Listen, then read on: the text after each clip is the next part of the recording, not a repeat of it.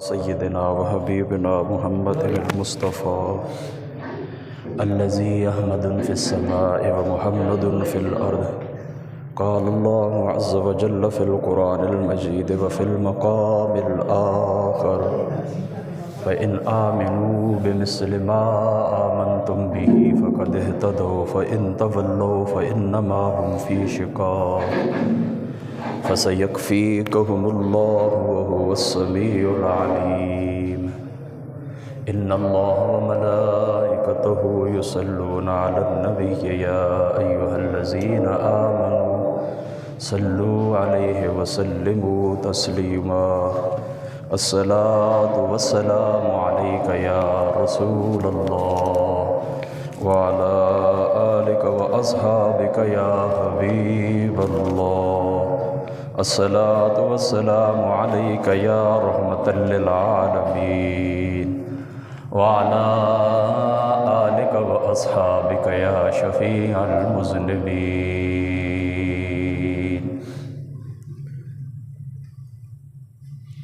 زمین و زمان تمہارے لیے یا رسول اللہ، زمین و زمان تمہارے لیے، مکین و مکان تمہارے لیے، چنین و چنا تمہارے لیے، چنین و چنا تمہارے لیے، چنین و چنا تمہارے لیے، بنے سب جہاں تمہارے لیے، دہن میں زبان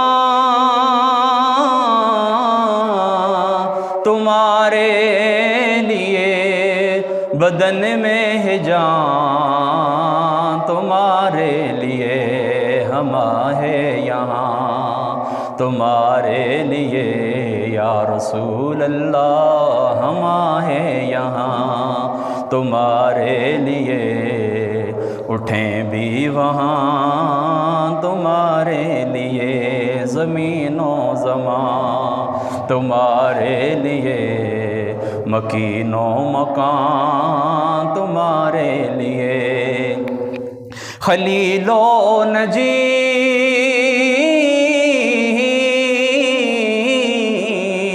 مسیح و صفی سبھی سے کہیں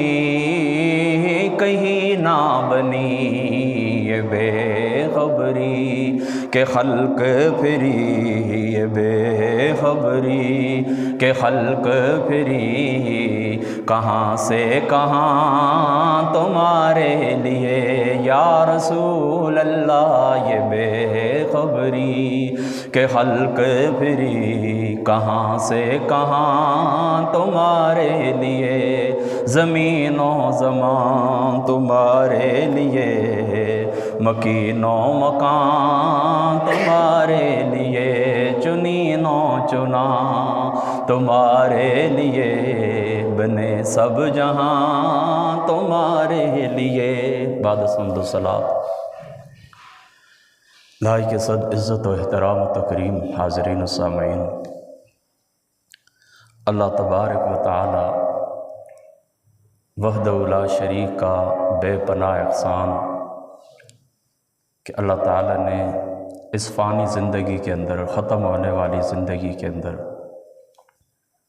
ہمیں یہ عظیم دن جمعۃ المبارک کا عطا فرمایا ہے، اور اللہ تعالیٰ کا یہ خاص فضل ہے کہ اللہ تعالیٰ کی ذات مقدسہ نے ہمیں آخری نبی محمد مصطفیٰ صلی اللہ تعالیٰ علیہ وآلہ وسلم آپ کی امت میں اللہ تعالیٰ نے داخل فرمایا ہے۔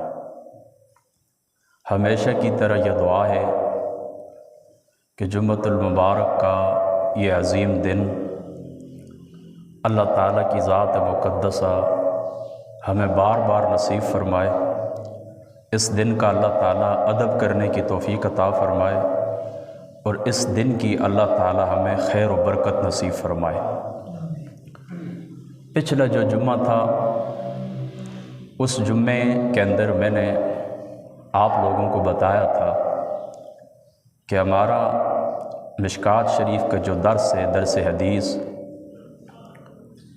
اس میں اس طرح کے ابتداء کے اندر، چونکہ اب تو الحمدللہ تعالیٰ تقریباً 1500 کے قریب ہماری روایات مکمل ہو چکی ہیں۔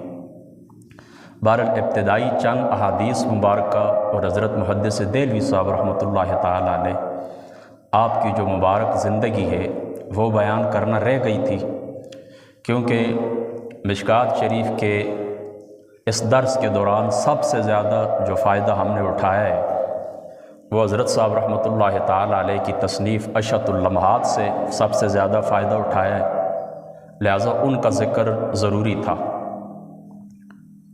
تو پچھلا جو جمعہ تھا اس میں ہم نے محدث دہلوی صاحب رحمۃ اللہ تعالیٰ علیہ آپ کی زندگی کو میں نے آپ لوگوں کے سامنے بیان کیا تھا، اور کسی شخص کا تذکرہ اس وقت تک مکمل نہیں ہو سکتا جب تک اس بندے کے نظریات، اس بندے کے عقائد لوگوں کے سامنے بیان نہ کر دیے جائیں۔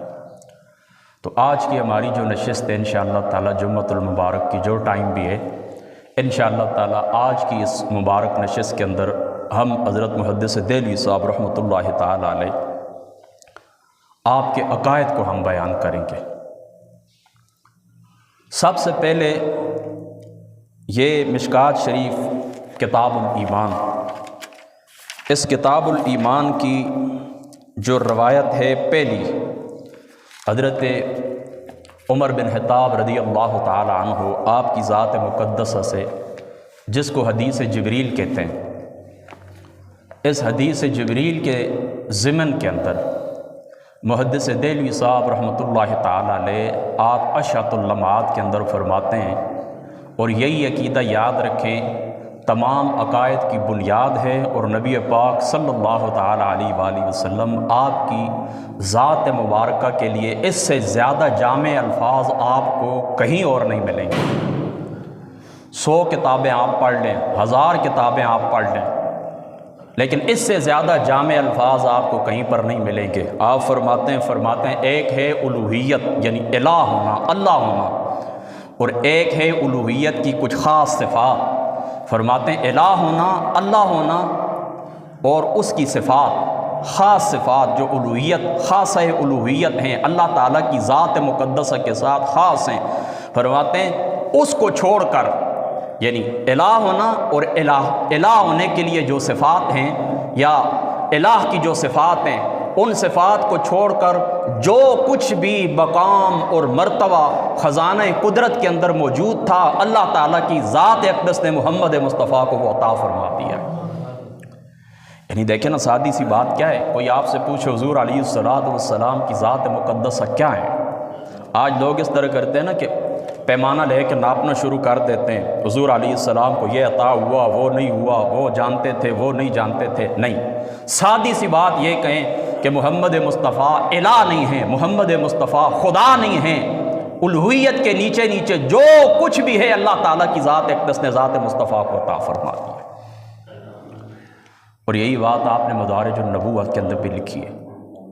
مدارج النبوہ کے اندر بھی آپ فرماتے ہیں کہ خزانہ قدرت کے اندر جو چیز ممکن تھی، یعنی بشر کے لیے جو کمال ممکن تھا، ایک تو ہوتا ہے نا تحت قدرت ہونا، اور جو چیز تحت قدرت نہ ہو، جو چیز تحت قدرت نہ ہو اس کو چھوڑ کر، ظاہری سی بات ہے کہ دیکھیں اللہ تعالیٰ کی ذات اقدس کسی کو الہ بنا دے، یہ محال ہے، اور جو چیز محال ہوتی ہے وہ تحت قدرت نہیں ہوتی، یعنی جو چیز تحت قدرت نہیں ہے اس کو چھوڑ دیں، اور جو چیز ممکن تھی، کسی بشر کے لیے کوئی کمال ممکن تھا، دائرہ امکان کے اندر تھا، وہ اللہ تعالیٰ کی ذات اقدس نے ذات مصطفیٰ کو عطا فرما دیا۔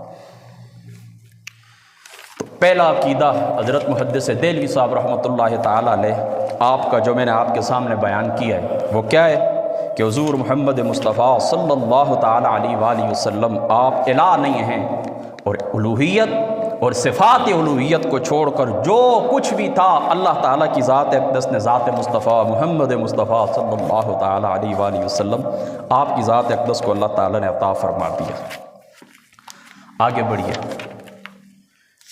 آپ رحمۃ اللہ تعالی علیہ آپ فرماتے ہیں کہ اور یہ پہلا عقیدہ ہے۔ پہلے عقیدے کے بعد اب دوسری طرف آئیں، یہ تقریباً ٹوٹل بس جو وقت بچتا ہے انشاءاللہ 15-16 یا 17 عقائد جو کچھ بھی ہے۔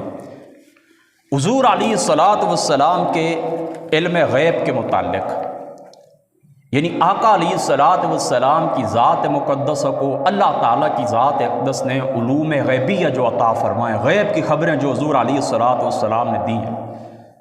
اور دیکھیں کہ کوئی مشکل بات نہیں ہے کہ آپ کو سمجھ نہ آئے۔ اس زمانے کے متعلق حضور علیہ الصلاۃ والسلام نے بتایا، قیامت تک کے حالات حضور علیہ الصلاۃ والسلام نے بتائے۔ آقا علیہ الصلاۃ والسلام کی ذات اقدس نے بتایا کہ میں بارش کے قطروں کی طرح تمہارے گھروں کے اندر فتنے گرتے ہوئے دیکھ رہا ہوں۔ اپنے صحابہ کے متعلق حضور علیہ الصلاۃ والسلام نے فرمایا کہ تمہیں اس قسم کے حالات آگے آنے والی زندگی کے اندر پیش آئیں گے۔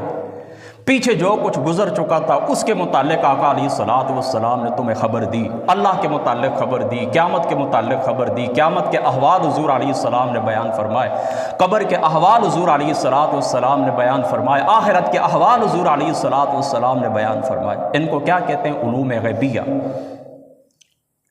علوم غیبیہ کہ جو چیز بداہت عقل سے اور حواس سے نہ جانی جا سکے وہ غیب ہوتی ہے۔ یعنی یہ حواس خمسہ جو اللہ تعالیٰ نے آپ کو عطا فرمائے، اس سے بھی آپ نہ جان سکیں، عقل سے بھی نہ جان سکے، تو وہ چیز آپ سے غیب ہوتی ہے۔ تو اس علم غیب کے متعلق فَعَلِمْتُ مَا فِي السَّمَاوَاتِ وَمَا فِي الْأَرْضِ، یہ جامع ترمذی شریف سورہ صاد کی تفسیر کو آپ اٹھا کے دیکھیں، وہ تفصیلی حدیث پاک میں نے بیان کی ہوئی ہے۔ اس کے ضمن کے اندر آپ فرماتے ہیں، یعنی فَعَلِمْتُ مَا فِي السَّمَاوَاتِ وَمَا فِي الْأَرْضِ، اس کے ضمن کے اندر آپ فرماتے ہیں پس دانستم کہ ہرچہ در آسمان ہا و ہرچہ زمین بود۔ کہتے ہیں اس سے یہ بات ثابت ہوتی ہے کہ جو کچھ آسمانوں کے اندر ہے اور جو کچھ زمین کے اندر ہے، عبارت است از حصول تمام ہی علوم جزئی و کلی آیات محمد مصطفیٰ صلی اللہ تعالیٰ علیہ وآلہ وسلم۔ فرماتے ہیں اس سے ثابت ہوتا ہے کہ جو کچھ آسمانوں کے اندر ہے اور جو کچھ زمینوں کے اندر ہے، حضور محمد مصطفیٰ صلی اللہ تعالیٰ علیہ وآلہ وسلم آپ کی ذات مقدسہ نے تمام جزئی اور کلی علوم کا احاطہ فرما لیا ہے۔ ہے محدث دہلوی صاحب رحمۃ اللہ تعالیٰ علیہ جو محقق علی الاطلاق ہیں، یعنی محقق علی الاطلاق کا کیا معنی ہے کہ آپ کا زمانہ جو ہے نا، یاد رکھیں یہ اختلافات سے پہلے کا زمانہ، بریلوی، دیوبندی، شیعہ، وہابی، یہ جو کچھ بھی آپ کو نظر آتا ہے نا، اس سے پہلے آپ گزرے ہیں۔ یعنی آپ کی تحقیق کسی ایک فرد کے لیے نہیں ہے، کسی ایک جماعت کے لیے نہیں ہے، کسی ایک گروہ کے لیے نہیں ہے، کسی ایک فرقے کے لیے نہیں ہے، آپ کی تحقیق فقط اور فقط دین کے لیے۔ یہ وہ شخصیت ہیں، فرماتے ہیں کہ اللہ تعالیٰ کی ذات اقدس نے کلی اور جزئی تمام غیبی علوم محمد مصطفیٰ کی ذات اقدس کو عطا فرما دی ہے۔ اللہ اکبر، اللہ اکبر۔ دوسرے مقام کے اوپر مدارج النبوہ، اس کے اندر وَهُوَ بِكُلِّ شَيْءٍ عَلِيمٌ، کہتے ہیں کہ وہ محمد مصطفیٰ صلی اللہ تعالیٰ علیہ وآلہ وسلم دانا است بر ہما چیز از شیونات الہی و احکام و صفات حق و اسمال و افعال و آثار و بجمیع علوم ظاہر و باطن و مصداق فوق کل ذی علم علیم شدہ علیہ الصلاۃ والسلام۔ کیا فرماتے ہیں؟ فرماتے ہیں کہ حضور محمد مصطفیٰ صلی اللہ تعالیٰ علیہ وآلہ وسلم آپ تمام اشیاء کے جاننے والے ہیں۔ انہوں نے خدا پاک کی شان میں اس کے احکام، خدا تعالیٰ کی صفات، افعال، سارے ظاہری باطنی اول آخر کے علوم اللہ تعالیٰ کی ذات اقدس نے ذات مصطفیٰ کو عطا فرما دیے۔ اور فوق کل ذی علم علیم کے محمد مصطفیٰ صلی اللہ تعالیٰ علیہ وآلہ وسلم مصداق بن گئے ہیں۔ یعنی ہر علم والے سے دیکھیں نا، اللہ تعالیٰ کی ذات اقدس نے اوپر ایک علم والا رکھا ہے۔ آپ ہیں، آپ نے جو علم حاصل کیا، آپ سے زیادہ کسی کو علم ہے، پھر وہ اس سے زیادہ کسی کو علم ہے، پھر اس سے زیادہ آگے بڑھتے جائیں، پھر انبیاء تک بات چلی جاتی ہے، پھر حضور علیہ الصلاۃ والسلام کی ذات اقدس۔ بس سادی سی بات یہ یاد رکھیں کہ کائنات کے اندر جو افراد بشر ہیں، یعنی جو کچھ اللہ تعالیٰ کی ذات اقدس نے باقیوں کو علوم عطا فرمائے، انبیاء کو، اولیاء کو، پچھلی امتوں کو، ان میں سب سے زیادہ علم اللہ تعالیٰ کی ذات اقدس نے ذات مصطفیٰ محمد مصطفیٰ کو عطا فرمائے۔ یعنی جتنا جس کو جو کچھ ملا ہے، سب سے زیادہ محمد مصطفیٰ صلی اللہ تعالیٰ علیہ وآلہ وسلم آپ کی ذات اقدس کو ملا ہے۔ پھر مدارج النبوہ کے اندر ایک مقام کے اوپر آپ لکھتے ہیں، آپ فرماتے ہیں کہ زمانہ آدم سے لے کر قیامت تک، زمانہ آدم سے لے کر قیامت تک جو کچھ دنیا کے اندر ہے سب حضور علیہ الصلوۃ والسلام پر اللہ تعالیٰ نے ظاہر فرما دیا۔ فرما اول سے آخر تک تمام حالات آپ کو معلوم ہو گئے ہیں، اور حضور علیہ الصلوۃ والسلام کی ذات مقدسہ نے وہ غیبی خبریں اپنے صحابہ پاک کو بھی عطا فرمائی ہیں۔ اس لیے حضرت ابو ہریرہ فرماتے ہیں نا، بخاری شریف کو اٹھا کے دیکھیں، آپ فرماتے ہیں کہ حضور علیہ السلام سے میں نے 2 قسم کے علوم لیے ہیں، 2 برتن مجھے حضور سے ملے ہیں۔ فرمایا ایک برتن تو وہ ہے کہ جو میں تمہیں عطا کرتا ہوں، یعنی تمہارے سامنے شریعت کے احکام میں بیان فرماتا ہوں، اور فرماتے ہیں اگر دوسرا برتن جو کچھ میں نے حضور سے لیا ہے وہ تمہارے سامنے بیان کروں تو تم میرے کیا کرو، حلقوم کو کاٹ دو، یعنی مجھے ذبح کر دو۔ یعنی کیونکہ آنے والے فتنوں کے متعلق حضور علیہ السلام نے ان کو خبر دی کہ بنو امیہ کے لوگ اس طرح حکومت کے اوپر آ جائیں گے، یزید کے مظالم وغیرہ وغیرہ، یہ سارے حضور علیہ السلام نے حضرت ابو ہریرہ کو عطا فرمائے تھے۔ اللہ اکبر۔ اور حضرت حذیفہ کو کیا کہا جاتا تھا؟ صاحب سر رسول اللہ صلی اللہ تعالی علیہ وآلہ وسلم، یعنی حضور علیہ السلام کے رازدان۔ حضور نے ان کو اپنا رازدان بنایا تھا، راز کی باتیں حضور علیہ السلام حضرت حذیفہ کو۔ اس لیے حضرت عمر کیا کرتے تھے، جب بھی اس قسم کی کوئی بات ہوتی نا تو حضرت ابو ہریرہ سے جا کر، حضرت حذیفہ سے جا کر معلوم کرتے تھے۔ تو صرف غیبی علوم اللہ تعالیٰ کی ذات اقدس نے حضور کو عطا فرمائے، اور اللہ تعالیٰ قرآن کے اندر کہتے ہیں وما هو علی الغیب بضنین، کہ محمد مصطفیٰ غیب بتانے کے اوپر بخیل نہیں ہیں۔ کیا مطلب؟ جب غیب بتانے کے اوپر بخیل نہیں ہے تو کیا مطلب کہ حضور علیہ السلام نے وہ علم جو اللہ تعالیٰ نے عطا فرما، وہ غیبی علوم حضور علیہ السلام نے اپنے نوکروں کو، اپنے ساتھیوں کو، اپنے صحابہ کو بھی عطا فرمایا۔ اللہ اکبر۔ اچھا، اب یہ ایک بات مکمل ہو گئی، پہلا عقیدہ علم غیب کے متعلق۔ اب آگے بڑھیے، حضور علیہ السلام کے اختیارات کے متعلق، تصرف کے متعلق آپ کیا فرماتے ہیں؟ فرماتے ہیں کہ حضور نبی پاک صلی اللہ تعالی علیہ وآلہ وسلم کو خزانوں کی کنجیاں دی گئیں، جس طرح کا علیہ السلام کی ذات اقدس نے فرمایا کہ اللہ تعالیٰ اوتیت مفاتیح خزائن الدنیا، اور ایک روایت کے اندر آتا ہے اوتیت مفاتیح خزائن الارض، کہ ایک مقام کے اوپر یعنی حضور نے فرمایا کہ اللہ تعالیٰ نے دنیا کی کنجیاں مجھے عطا فرمائی ہیں، اور دوسرے مقام کے اوپر فرمایا کہ اللہ تعالیٰ نے خزانوں کی کنجیاں مجھے عطا فرمائی ہیں۔ تو اس کے ضمن کے اندر فرماتے ہیں اس کا ظاہر تو یہ ہے کہ حضور علیہ السلام کو اللہ تعالیٰ نے فارس اور روم عطا فرما دیا ہے، یہ تو اس کا ظاہر ہے۔ اور فرماتے ہیں کہ اور وباطنش آن کے مراد خزائن اجناس عالم است، اور فرماتے ہیں کہ اس کا باطن یہ ہے کہ اللہ تعالیٰ کی ذات اقدس نے اجناس عالم کے تمام خزانے حضور محمد مصطفیٰ کی ذات اقدس کو عطا فرما دیے۔ یعنی ظاہر میں تو یہ دیکھیں نا، روم اور فارس کی حکومت مراد ہے، اور باطن کے اندر فرماتے ہیں کہ اجناس عالم کے خزانے اللہ تعالیٰ کی ذات اقدس نے محمد مصطفیٰ کو عطا فرما دیے ہیں کہ رزق ہما در کف اقتدار وے سپرد و قوت تربیت و ظاہر و باطن ہما بودے، اور محمد مصطفیٰ ایسے ہیں کہ انہیں اللہ تعالیٰ کی ذات اقدس نے رزق کے سارے خزانے اللہ تعالیٰ نے دست قدرت کے اندر، یعنی محمد مصطفیٰ کے دست قدرت کے اندر، دست مبارک کے اوپر رکھ دیے ہیں، اور انہیں ظاہر اور باطن کے اندر وہ قوت عطا فرمائی ہے کہ حضور محمد مصطفیٰ اپنے امتیوں کی تربیت فرمانے والے ہیں، اپنے امتیوں کی تربیت فرمانے والے ہیں۔ اللہ اکبر۔ آگے بڑھیے، دیکھیں صحابی رسول جو تھے حضرت کعب رضی اللہ تعالیٰ عنہ، یہ مسلم شریف کے اندر موجود ہے، ابو داؤد شریف کے اندر موجود ہے، یہ حضور کے خدمتگار تھے، حضور کی خدمت کیا کرتے تھے۔ کس طرح خدمت کیا کرتے تھے؟ یعنی رات کے وقت نا اس طرح ہوتا تھا کہ حضور علیہ السلام کی ذات اقدس آپ آرام فرماتے، یہ آپ کے لیے مصلی لے کے آتے، پانی لے کے آتے، حضور کو مسواک پکڑاتے، اس طرح رات کی یہ خدمت کیا کرتے تھے۔ تو ایک دفعہ آقا علیہ السلام نے اس روایت کے مطابق حضور نے ان کو فرمایا سال ربی کیا، اے ربی آپ مانگے مجھ سے کیا مانگتے ہیں؟ تو حضرت ربیہ کیا کہنے لگے؟ ربیہ کہنے لگے یا رسول اللہ صلی اللہ تعالیٰ علیہ وآلہ وسلم، میں آپ سے مانگتا ہوں جنت کے اندر رفاقت، یعنی یا رسول اللہ صلی اللہ تعالیٰ علیہ وآلہ وسلم جنت کے اندر مجھے آپ کا پڑوس نصیب ہو جائے، بس یہ میں آپ سے طلب کرتا ہوں۔ پھر حضور نے فرمایا اس کے علاوہ کچھ یا رسول اللہ مجھے کافی ہے۔ اس ایک بات آپ ذہن کے اندر رکھیں، ایک تو یہ کہ جس وقت اللہ تعالیٰ سے کوئی سوال کریں تو اس کا ادب یہ ہے کہ پہلے آخرت طلب کریں۔ دیکھیں نا، جس وقت آپ کچھ دعا کرتے ہیں نا اللہ تعالیٰ سے، تو اس کا ادب یہ ہے کہ پہلے اللہ تعالیٰ سے آخرت خیر مانگیں کہ یا اللہ میری قبر آسان ہو، میری اولاد کی قبر آسان ہو، میرے والدین، ہماری آخرت، یہ معاملات آسان ہو، اس کے بعد دنیا کی جو مرادیں ہوتی ہیں وہ اللہ تعالیٰ سے طلب کریں۔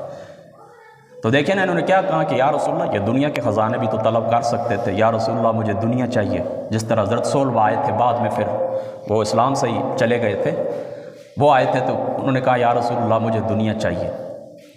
تو اس طرح انہوں نے کیا کہا، انہوں نے کہا نہیں یا رسول اللہ اور کچھ بھی نہیں چاہیے، بس یا رسول اللہ اتنی تمنا ہے کہ جنت اللہ تعالیٰ عطا فرما دے اور جنت آپ کے پڑوس کے اندر عطا فرما دے، یعنی دنیا کے اندر جو محبت ہے، جو دوستی ہے، جو دیکھنا ہے، آپ کے چہرہ اقدس کی زیارت ہے، یا رسول اللہ یہ انعام ربانی میں مجھے اس مقام کے اوپر بھی حاصل ہو۔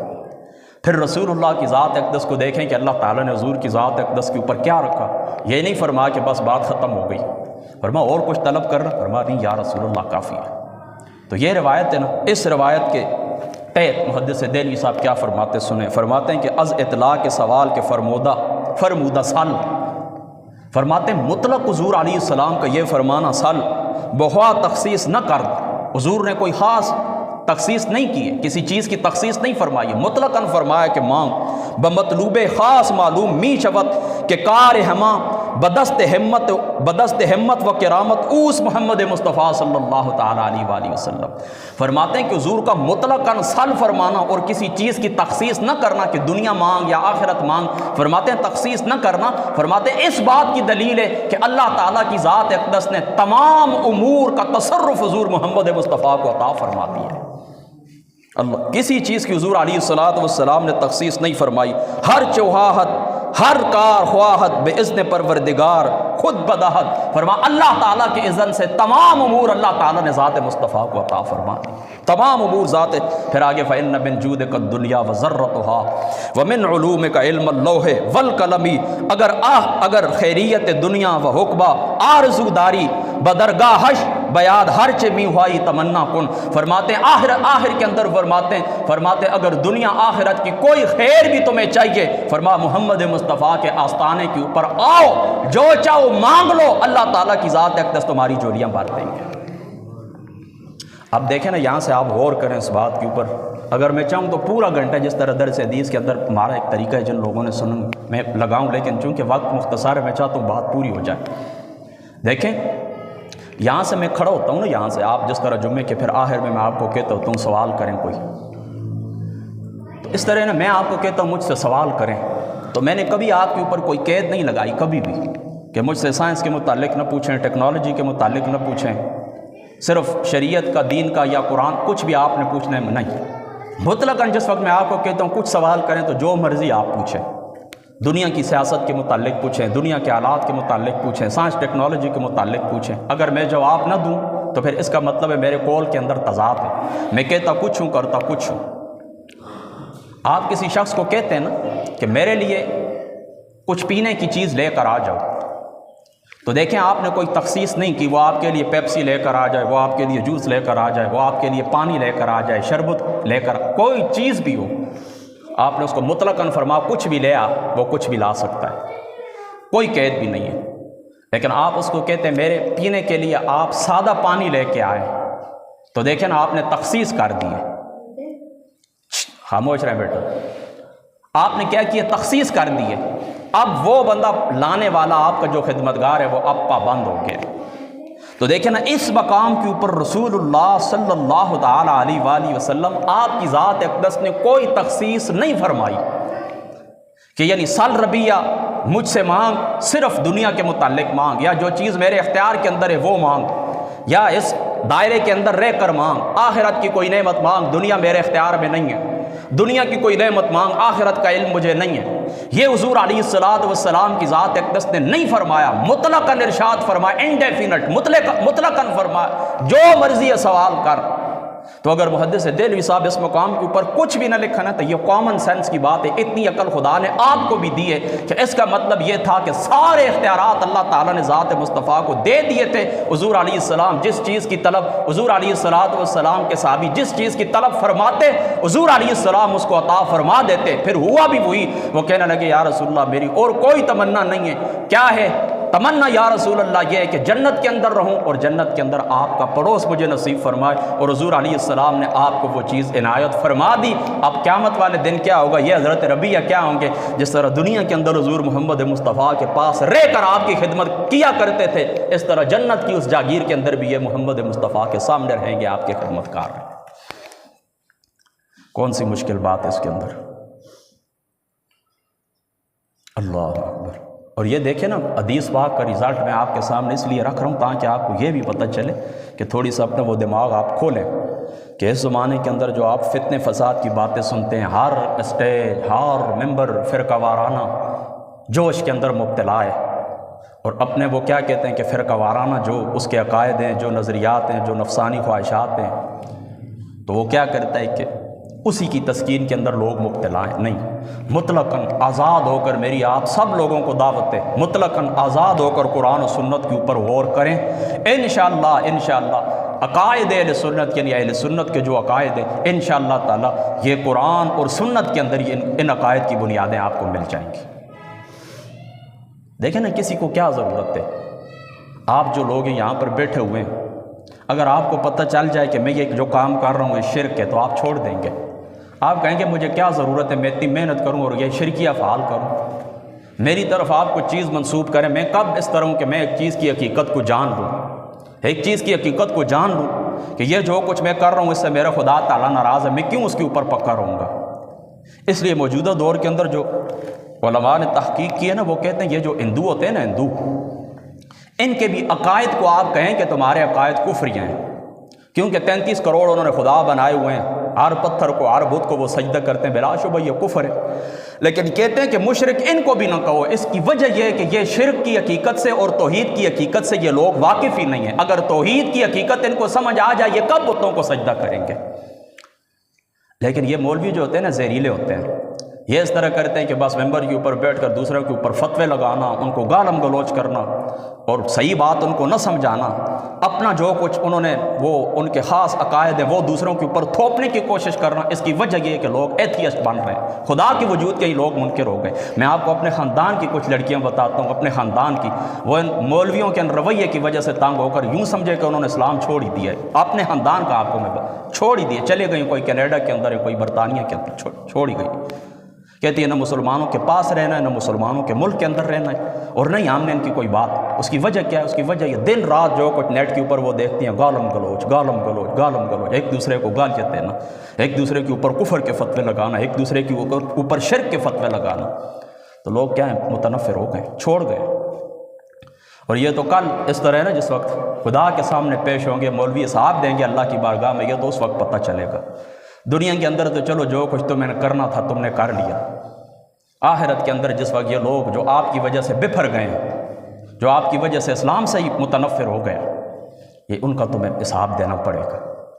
تو بات کرنے کا مقصد یہ ہے نا کہ آپ کو بھی اللہ تعالیٰ نے عقل دی ہے باتوں کے اوپر۔ دیکھیں قرآن اور سنت دو آپ کے مایا، دو چراغ ہیں آپ کے پاس، ایک ہاتھ کے اوپر اللہ تعالیٰ کا قرآن، دوسرے ہاتھ کے اوپر رسول اللہ کی سنت۔ اس کے اوپر نصف گھنٹہ۔ اور دیکھیں ایک بات مجھے یاد آ گئی ہے، میں کر دیتا ہوں آپ سے۔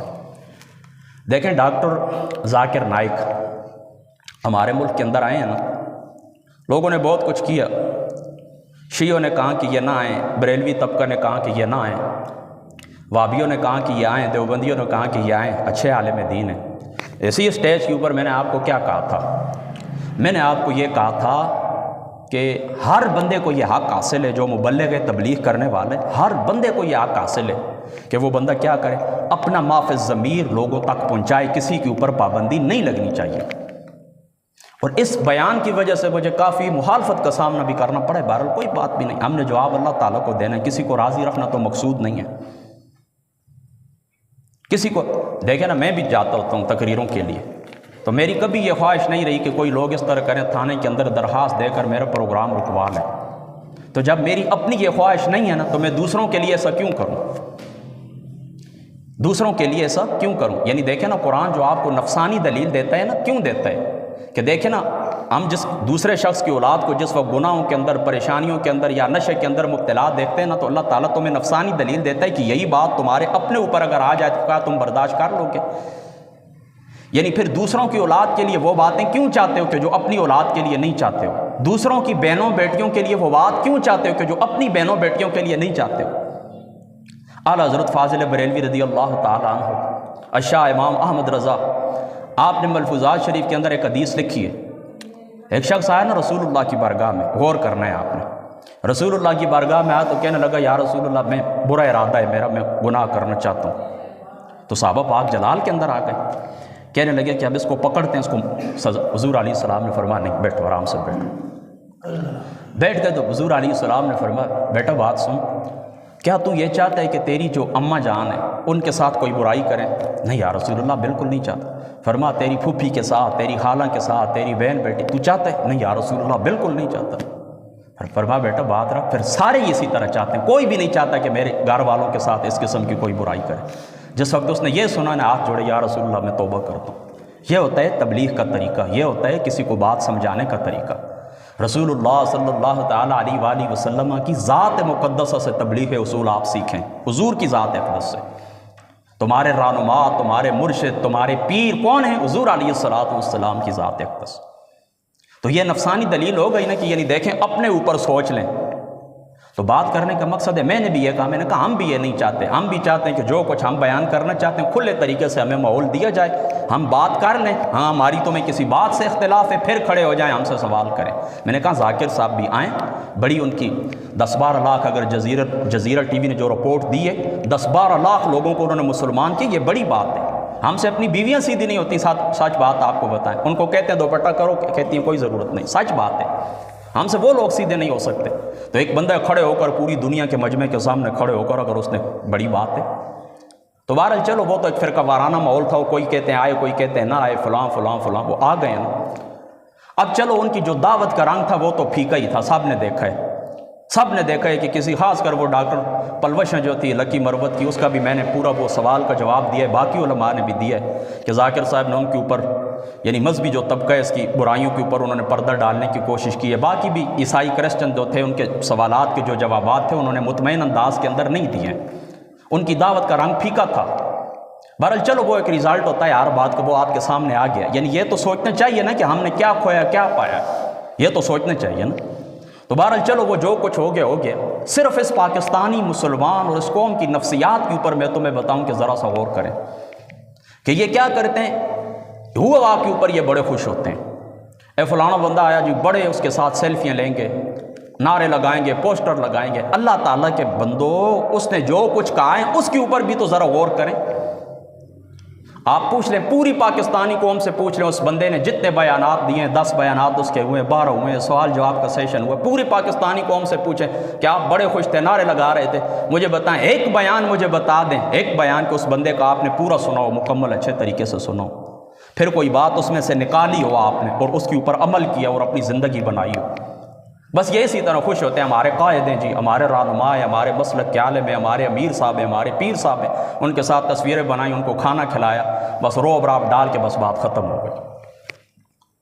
ورنہ دیکھیں اس نے پہلا جو بیان کیا نا، میں آپ کو بتاتا ہوں، پہلا بیان کیا اس نے سوشل میڈیا کے آداب بیان کیے۔ دیکھیں ہمارے پاس بھی نیٹ ہے، آپ لوگوں کے پاس بھی، ہمارے بچی بیٹیوں بہنوں سب کے پاس استعمال کرتے ہیں۔ اس نے کہا اس کا استعمال مثبت کریں، یعنی اس موبائل کی وجہ سے یاد رکھیں پچھلے زمانے کے اندر بادشاہوں کو وہ سہولت میسر نہیں تھی جو آپ کو میسر آئی ہے، یعنی بادشاہوں کے پاس اس 100 سال پہلے یہ سہولیات نہیں تھی، صرف ایک موبائل کی وجہ سے جو آپ کو میسر آئی ہے۔ اور یہ انگریزوں کا تمہارے اوپر احسان ہے، اس بات کو یاد رکھیں۔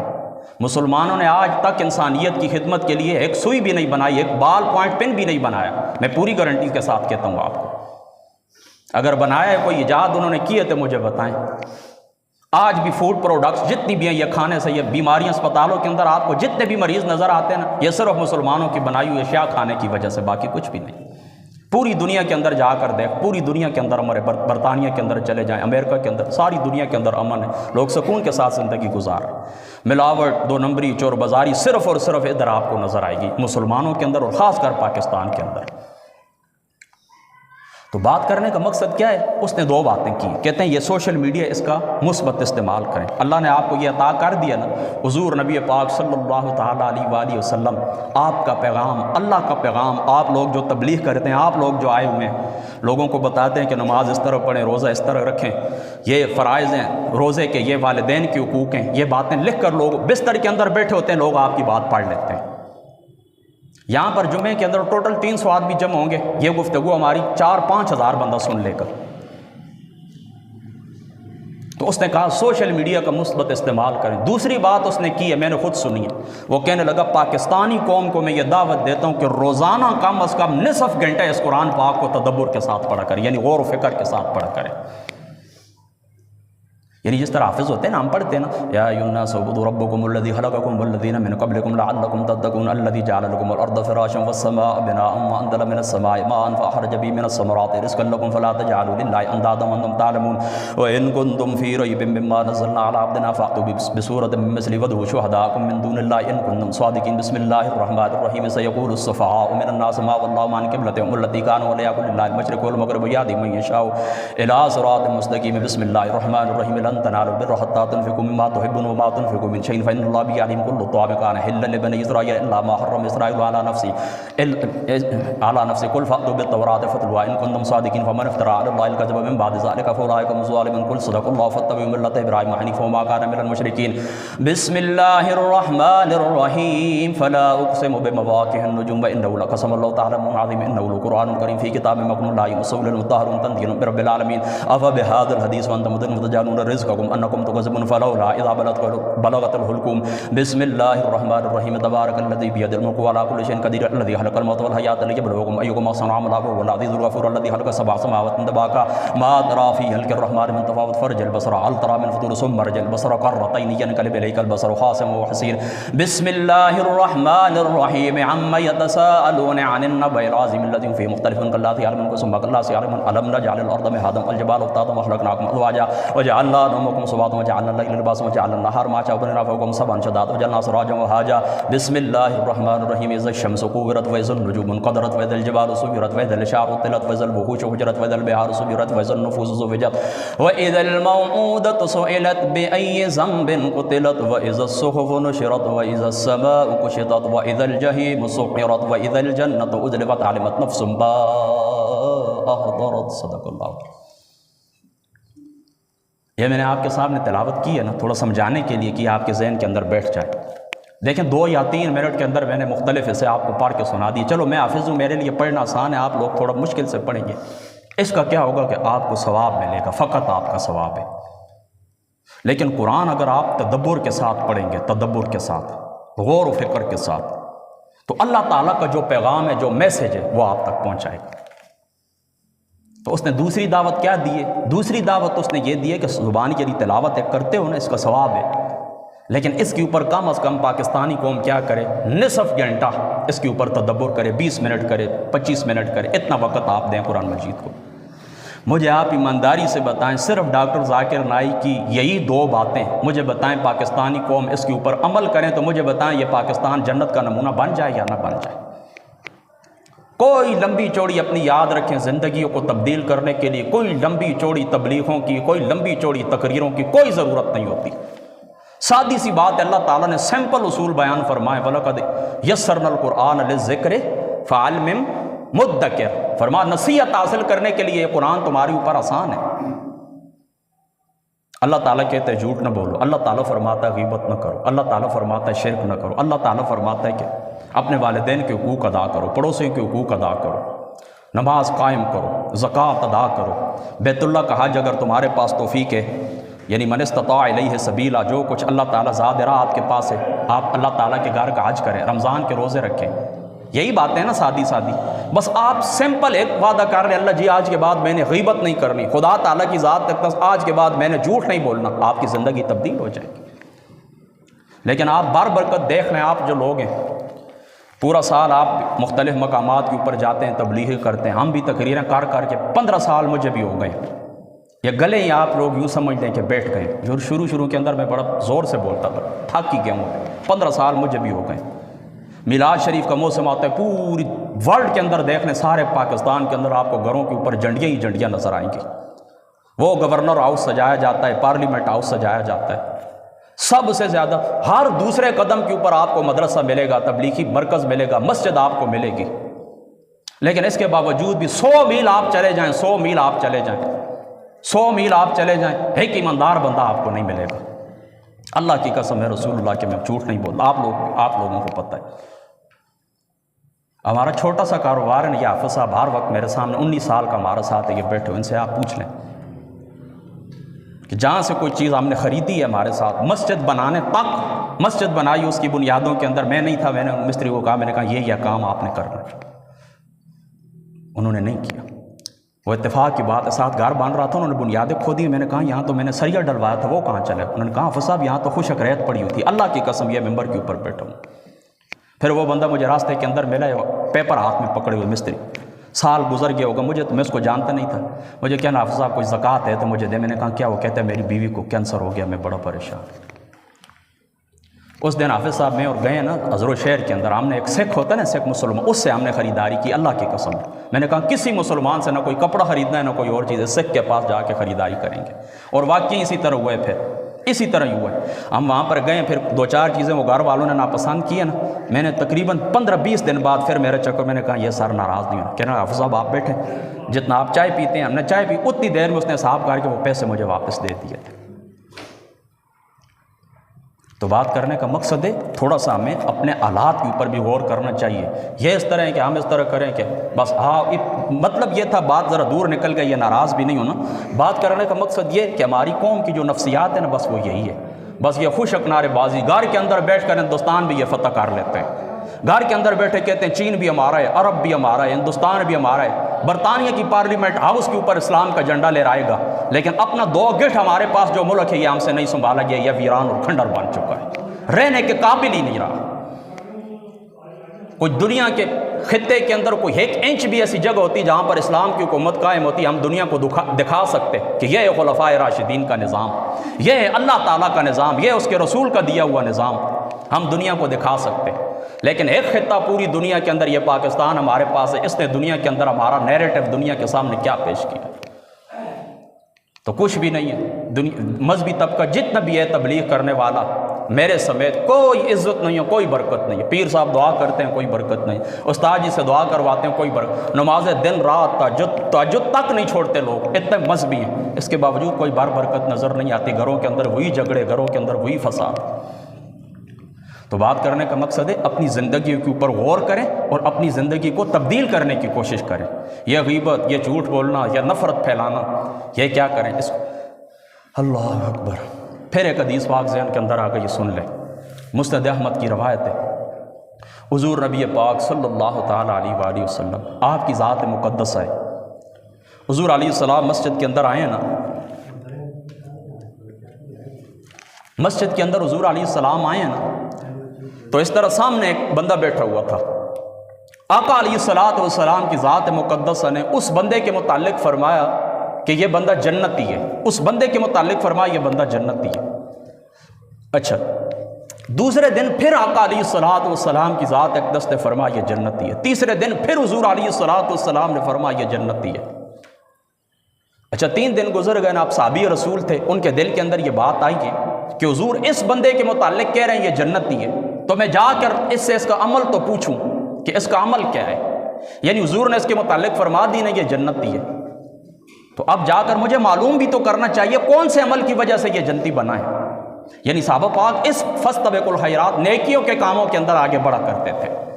ہماری دوڑ تو دنیا کے کاموں کے اندر، بلڈنگ کوٹھیوں کے اندر ہوتی ہے نا، کہ فلان 1 منزل بنائیے میں 2 بناؤں گا، فلان نے 2 بنائیے میں 10 بناؤں گا۔ ہماری دوڑ تو اس راستے کے اندر ہوتی ہے، جبکہ صحابہ پاک کی زندگیوں سے آپ کو کیا درس ملتا ہے کہ نیکیوں کے کاموں کے اندر آگے بڑھنے کی کوشش کریں۔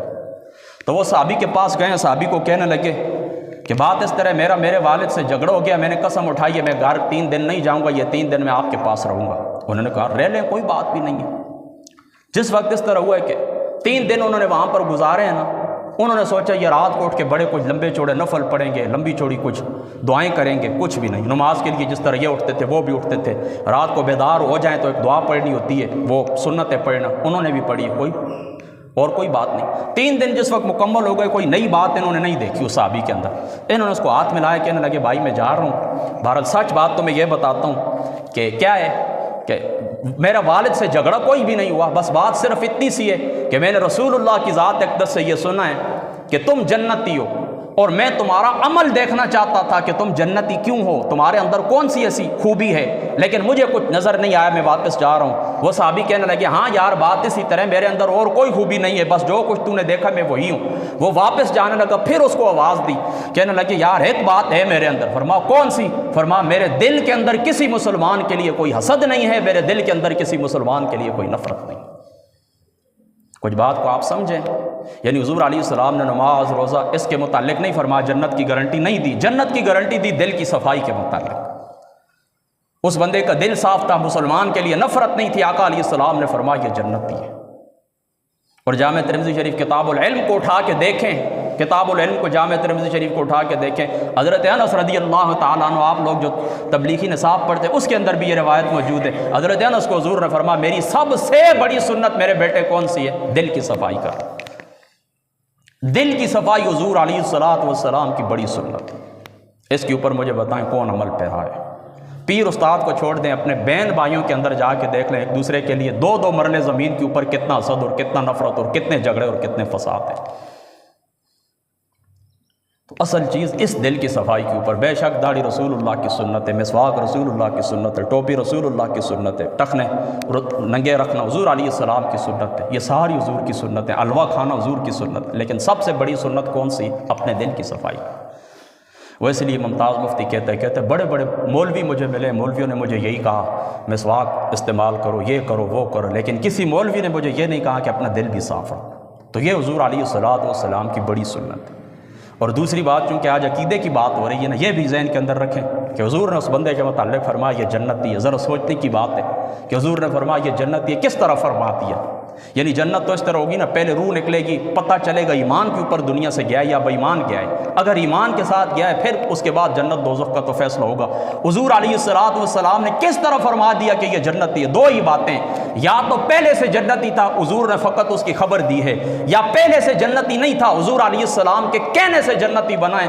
تو سادی سی بات یاد ذہن کے اندر رکھیں، اگر وہ جنتی پہلے سے تھا تو حضور علیہ السلام کو یہ غیبی خبر تھی جو اللہ تعالیٰ نے مصطفیٰ کو عطا فرمائی۔ حضور محمد مصطفیٰ کا تمہیں علم غیب ماننا پڑے گا، اور اگر کہو کہ نہیں پہلے سے جنتی نہیں تھا، حضور کے کہنے سے جنتی ہوا، تو تمہیں ماننا پڑے گا کہ محمد مصطفیٰ کو اللہ تعالیٰ نے اختیار عطا فرمائے، حضور جو کچھ کہہ دیں وہ اللہ تعالیٰ کا قانون بن جاتا ہے۔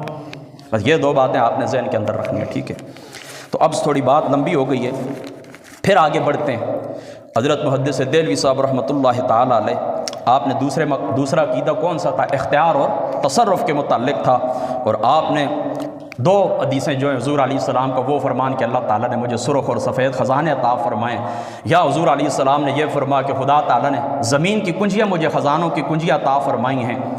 اور اس کے متعلق آپ کیا فرماتے ہیں کہ ظاہراً تو یہ فارس اور روم اس وقت 2 بڑی طاقتیں تھیں جس وقت آقا علیہ السلام دنیا کے اندر آئے تھے، تو فرمایا حضور علیہ السلام کو ان کی خبر دی گئی ہے، اور فرمایا باطن کے کہ اجناس عالم کے سارے خزانے اللہ تعالیٰ نے ذات مصطفیٰ کو عطا فرما دیے ہیں۔ اور حضرت کعب کو حضور نے جو فرمایا سل ربیہ، فرماتے ہیں کہ حضور علیہ السلام نے کوئی تخصیص نہیں فرمائی۔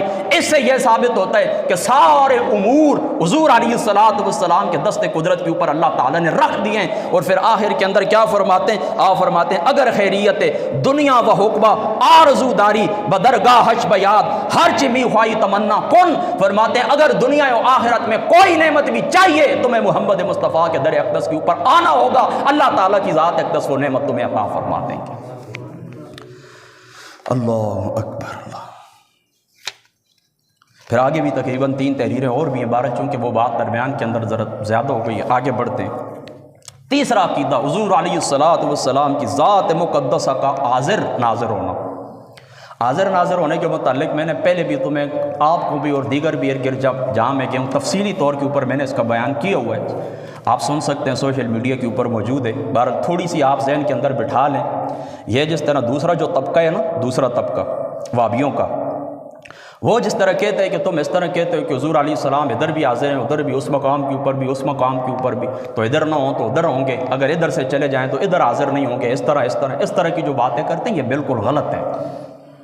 اس طرح ہمارا عقیدہ نہیں ہے حاضر ناظر کا۔ حاضر ناظر کا عقیدہ یہ بات آپ ذہن کے اندر بٹھا لیں، ہم یہ عقیدہ رکھتے ہیں کہ سب سے پہلے اللہ تعالیٰ کی ذات اقدس نے نور مصطفیٰ کو پیدا فرمایا، حقیقت محمدیہ کو اللہ تعالیٰ نے پیدا فرمایا سب سے پہلے۔ یعنی اللہ تعالیٰ کی ذات اقدس تھی، کچھ بھی نہ تھا، تو اللہ تعالیٰ کی ذات اقدس نے جس وقت اس کائنات کو پیدا کرنے کا ارادہ فرمایا تو اللہ تعالیٰ نے حقیقت محمدیہ کو اپنے نور کے فیضان سے اللہ تعالیٰ نے پیدا فرمایا۔ ہم یہ بھی نہیں کہتے کہ ایک ٹکڑا نور کا نعوذ باللہ اللہ تعالیٰ کی ذات اقدس سے جدا ہوئے، جس طرح کہا، اس طرح کی بات بھی کوئی نہیں۔ اللہ نے اپنے نور کے فیضان سے اللہ تعالیٰ کی ذات اقدس نے نور مصطفیٰ کو تخلیق فرمایا۔ اب وہ جو نور تھا اس کے اللہ تعالیٰ نے ایسے فرمائے ہیں، یعنی وہ جو فیضان تھا، حقیقت محمدیہ اس کو کہیں، عقل اول اس کو کہیں، تعین اول اس کو کہیں، وہ جو تھا اس سے پھر اللہ تعالیٰ نے لوح کو بھی، قلم کو بھی، زمین کو بھی، آسمان کو بھی، فرشتوں کو بھی، ہر چیز کو اللہ تعالیٰ کی ذات اقدس نے پھر اس نور سے بنایا ہے۔ تو وہ نور مصطفیٰ جو ہے نا، وہ کائنات کی ہر حقیقت کے اندر موجود ہوا، وہ آپ کی اصل ہوئی، وہ آپ کا بیج ہوا، وہ آپ کی جڑ ہوئی، آپ کی نخل ہوئی، اس کائنات کی ابتدا ہوئی۔ تو زمین ہو، آسمان ہو، لوح ہو، قلم ہو، کوئی چیز بھی ہو، وہ اس کی اصل کیا ہے؟ نور مصطفیٰ۔ تو حقیقت محمدیہ ہر کائنات کے ذرے کے اندر موجود ہو گئی۔ اس معنی کے اندر حضور محمد مصطفیٰ کو ہم حاضر کہتے ہیں، اور حضور محمد مصطفیٰ اپنی قبر مبارک کے اندر موجود ہیں اور پوری کائنات کو ایسے دیکھتے ہیں جس طرح تم اپنے ہاتھ کے اوپر ایک رائی کا دانہ، گندم کا دانہ، جوار کا دانہ رکھ کے دیکھتے ہو، اسی طرح محمد مصطفیٰ پوری کائنات کو ملاحظہ فرما رہے ہیں۔ اس معنی کے اندر ہم حضور محمد مصطفیٰ کو ناظر کہتے ہیں۔ یہ ہے حاضر ناظر۔ اب آپ سمجھ گئے، یہ حاضر ناظر کا یہ عقیدہ ہے۔ وہ جو لوگ آپ کے ذہنوں کے اندر بٹھاتے ہیں، اس کے عقیدے کے ساتھ ہمارا کوئی تعلق بھی نہیں۔ یہ ایک الزام ہے، اور الزام کا کوئی جواب، نہ آگ تہمت کا کوئی علاج نہیں ہوتا۔ دیکھیں نا، تم لوگ ہو، آپ لوگ ہیں، اپنا عقیدہ، اپنا نظریہ، میں یہ نہ کہوں کہ تم یہ عقیدہ رکھو، تم خود اٹھ کے دنیا کے سامنے بیان کرو کہ ہم یہ نظریہ رکھتے ہیں، اور یہی انصاف ہوتا ہے۔ اگر آپ ایسا نہ کریں تو آپ نا انصافی کریں گے۔ آپ لوگ یہ کہیں ہم جاتے ہیں اس مسجد کے اندر، ہمارا یہ مقصد ہے۔ کیا مقصد ہے؟ ہم خدا تعالیٰ کا دین پھیلاتے ہیں، ہم لوگوں کو نماز روزہ سکھاتے ہیں۔ میں کہوں کہ نہیں، آپ کا کچھ مقصد اور ہے، آپ اپنے بیگوں کے اندر کوئی چیزیں چھپا کے آتے ہیں، وہ آپ سپلائی کرتے ہیں، فلاں فلاں فلاں فلاں۔ آپ لوگ کیا کہیں گے؟ یہی کہیں گے کہ نہیں جی حافظ صاحب آپ الزام لگاتے ہیں، ایسی کوئی بات بھی نہیں۔ اللہ اکبر۔ میرے والد صاحب کے پاس ایک دن میں بیٹھا ہوا تھا نا، عصر کی نماز کا وقت تھا، تو ایک بندہ آیا نا، چھوٹا سا تھا، میں تھا، بڑی پرانی بات، اسی طرح وہ مصلی کے اوپر بیٹھا، میں بھی پاس بیٹھا ہوا تھا۔ تو ایک شخص کہتے ہیں کہ حافظ صاحب فلاں بندہ، یہ حافظ صاحب جو ہے ان کے والد صاحب بھی بیٹھے ہوئے، بڑی پرانی بات ہے۔ تو وہ کہنے لگے کہ استاد جی فلاں بندہ آپ کے متعلق یہ کہتے ہیں۔ میرے والد صاحب کون ہے؟ فلاں بندہ آپ کے متعلق یہ کہتا ہے۔ تو میرے ابو پتہ ہے کیا کہنے لگے؟ میرے ابو کہنے لگے اگر وہ جو کہتا ہے، اگر وہ بات میرے اندر پائی جاتی ہے تو پھر تو وہ ٹھیک کہتا ہے، اگر وہ بات میرے اندر نہیں پائی جاتی تو میں اللہ تعالیٰ کی بارگاہ میں سرخرو ہوں، بس آسان سی بات ہے۔ فرما پائی جاتی ہے تو پھر تو اس نے سچ کہا ہے، نہیں پائی جاتی تو یہ ایک الزام ہے، اس نے جو کچھ اپنی زبان سے کہا ہے اس کو جواب دینا پڑے گا، میں اللہ کی بارگاہ میں سرخرو ہوں۔ اس لیے شیخ سعدی صاحب رحمۃ اللہ تعالی علیہ، اگر آپ نے گلستان بوستان کہیں پڑھی ہو نا، وہ فرماتے ہیں یہ دنیا کبھی بھی آپ سے راضی نہیں ہوگی۔ تم اگر تمہارا پیٹ بھرا ہوا ہے نا، تمہارے پاس رزق وسیع ہے، تب بھی یہ راضی نہیں ہے، تم بھوکے ہو تب بھی یہ راضی نہیں ہے، تم جاہل ہو تب بھی ان کو تکلیف ہے، تم پڑھے لکھے ہو تب بھی ان کو تکلیف ہے، تم آرام کے اندر ہو تب بھی انہیں تکلیف ہے، تم دکھ کے اندر ہو تب بھی کسی حال کے اندر نہ کمی، کہیں تمہیں آگے سے گزرنے دیں گے، کہیں تمہیں پیچھے سے گزرنے دیں گے۔ تو اس بات کا خلاصہ کیا ہے کہ یہ نہ دیکھو کہ پڑوسی کیا کہیں گے، یہ نہ دیکھو رشتہ دار کیا کہیں گے، محلے والے کیا کہیں گے، شہر والے کیا کہیں گے، دنیا والے کیا کہیں گے، بس یہ دیکھو کہ اللہ تعالیٰ کی ذات اقدس اس بات سے راضی ہے یا نہیں راضی۔ اگر خدا کی ذات اقدس راضی ہے، سارے امور پیچھے رکھ دو، وہ کام کر گزرو، کسی کی ناراضگی کی پرواہ نہ کرو۔ اور اگر اللہ تعالیٰ کی ذات اقدس ناراض ہے تو سارے اگر راضی ہیں تو ان کو راضی رکھنے کی کوئی ضرورت نہیں ہے، کسی صورت میں اللہ تعالیٰ کی ذات اقدس ناراض نہیں ہونی چاہیے۔ تو یہ حاضر ناظر کا فلسفہ ٹھیک ہے؟ ہاں، حضور علیہ السلام کی حقیقت کائنات کی ہر شے کے اندر موجود ہے، یہ ہے حاضر ہونا، اور حضور محمد مصطفیٰ اس کائنات کو دیکھتے ہیں، بس اس معنی کے اندر کیا ہے ناز حضور محمد مصطفیٰ۔ اچھا اب آپ فرماتے ہیں کہ اگر بعد ازاں گوین کہ حق تعالی جسد شریف را حالت و قدرت بخشیدہ است، فرما اس کے بعد اگر ہم یہ کہیں کہ رب تعالیٰ نے حضور علیہ الصلوۃ والسلام کی ذات اقدس کو خدا نے وہ طاقت بخشی ہے کہ ہر در مکانے کے خواہ تشریف بخشت، کہ حضور علیہ الصلوۃ والسلام جس مکان کے اندر تشریف لے جانا چاہیں لے جا سکتے ہیں، خواہ بعین ہی خواہ بمثال، فرمایا عین جسد اپنے عین جسد کے ساتھ یا جسد مثالی کے ساتھ، فرما تشریف لے جانا چاہیں محمد مصطفیٰ، فرما تشریف لے جا سکتے ہیں، خواہ بر آسمان خواہ بر زمین، زمین کے اوپر تشریف لے جانا چاہیں، آسمان کے اوپر تشریف لینا جانا چاہیں، خواہ در قبر یا غیر وے، فرما قبر کے اندر کسی کی قبر کے اندر تشریف لے جانا چاہیں یا کسی دوسری جگہ کے اوپر جانا چاہیں، صورت دارت باوجود نسبت حاس بقبر در ہما حال، فرما حضور نبی پاک صلی اللہ تعالیٰ علیہ وآلہ وسلم اپنی قبر مبارک کے اندر زندہ ہیں، اور جس مقام کے اوپر زمین ہو آسمان ہو تشریف لے جانا چاہیں، حضور کو خدا تعالیٰ کی ذات اقدس نے یہ طاقت بخشی ہے کہ حضور محمد مصطفیٰ اس مقام کے اوپر جا سکتے ہیں۔ اللہ، ہاں یہ بات ذہن کے اندر بٹھا لیں، ایک ہوتا ہے جسم عین، یہ عین جسم، ایک ہوتا ہے مثال۔ اب حضور علیہ السلام عین اپنے وجود کے ساتھ تشریف لے جانا چاہیں تو قبر مبارک کے ساتھ حضور کا ایک تعلق خاص برقرار رہے گا۔ جس طرح دیکھیں نا سورج کہاں پر ہے، لیکن سورج اپنی کرنوں کے ذریعے زمین کے ساتھ کیا ہے جڑا ہوا ہے۔ سورج جس مقام کے اوپر بھی ہے آپ کو نظر آتا ہے وہ کس مقام کے اوپر ہے، لیکن اس کی کرنیں زمین کے اوپر آتی ہیں، تو ایک مقام کے اوپر ہونے کے باوجود اس کا تعلق پوری کائنات سے ہے۔ بالکل اسی طرح آقا علیہ السلام جس جگہ کے اوپر تشریف لے جانا چاہیں، حضور کا اس قبر مبارک کے ساتھ، اپنی جو قبر مبارک ہے اس قبر مبارک کے ساتھ بھی تعلق حضور کا باقی رہتا ہے۔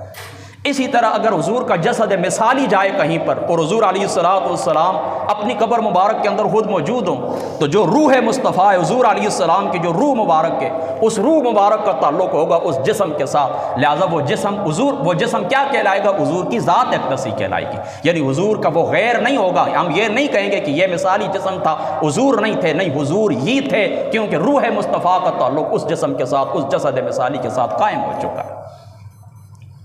اور اس جسم کی جو بنیاد ہے وہ کیا ہے؟ روح ہے۔ اگر روح نہ ہو تو ظاہری سی بات ہے اس ڈھانچے کی کوئی حیثیت بھی نہیں۔ بس یہ بات ذہن کے اندر رکھ لیں۔ پھر فرماتے ہیں حضور نبی پاک صلی اللہ تعالیٰ علیہ وآلہ وسلم امت کے احوال، امت کے اعمال پر مطلع ہیں، اور خاصان خاص حضور علیہ السلام کی امت کے جو خاص لوگ ہیں، حضور علیہ السلام کی ذات مقدسہ ان کو فیض پہنچانے والے ہیں۔ اسی طرح مدارج النبوہ کے اندر آپ فرماتے ہیں کہ حضور علیہ السلام کی ذات مقدسہ کو یاد کرو، حضور کی ذات مقدسہ کو یاد کرو، ان کے اوپر درود بھیجو، اور حالت ذکر میں ایسے رہو کہ حضور حالت حیات میں تمہارے سامنے ہیں۔ ہائے ہائے، اس بات کے اوپر آپ نے انتہائی غور کرنا ہے، انتہائی غور کرنا ہے آپ نے اس بات کے اوپر۔ فرما جب حضور علیہ السلام کا ذکر ہو تو حضور کا ذکر کرتے ہوئے تمہارے جسم کی کیفیت ایسے ہونی چاہیے جس طرح حضور علیہ السلام کی ذات اقدس تمہارے سامنے موجود ہے۔ حضور تمہارے سامنے موجود ہیں، ذکر کے وقت تمہاری حالت ایسے ہونی چاہیے۔ کیوں؟ یعنی اجلال حضور علیہ السلام کا، ان کا ہیبت، ان کی تعظیم آپ کے جسم کے اوپر طاری ہونی چاہیے۔ کیوں؟ اس کی وجہ یہ ہے کہ حضور محمد مصطفیٰ صلی اللہ تعالیٰ علیہ وآلہ وسلم اللہ تعالیٰ کی صفات سے متصف ہیں، اللہ تعالیٰ کی صفات کا مظہر ہیں۔ اور اللہ تعالیٰ کی ایک صفت کیا ہے؟ اللہ تعالیٰ کی ایک صفت یہ ہے، اللہ تعالیٰ فرماتا ہے، حدیث قدسی ہے کہ فرمایا جو بندہ میرا ذکر کرتا ہے میں اس کا ہم نشین ہوتا ہوں، یعنی اس کے ساتھ ہوتا ہوں۔ یعنی جو ذکر کرتا ہے اللہ تعالیٰ کی ذات اقدس کا، اللہ تعالیٰ فرماتا ہے میں اس کا جلیس ہوتا ہوں، میں اس کا ہم نشین ہوتا ہوں، میں اس کی صحبت کے اندر ہوتا ہوں، یعنی اس کے ساتھ ہوتا ہوں۔ تو فرمایا اللہ تعالیٰ کی ذات اقدس نے ذات مصطفیٰ کو بھی یہ صفت عطا فرمائی ہے کہ حضور علیہ السلام کا جس وقت مبارک ذکر کیا جائے گا تو حضور علیہ السلام اس بندے کے جلیس ہوں گے، حضور علیہ السلام اس بندے کی صحبت کے اندر ہوں گے، حضور اس بندے کے ساتھ ہوں گے۔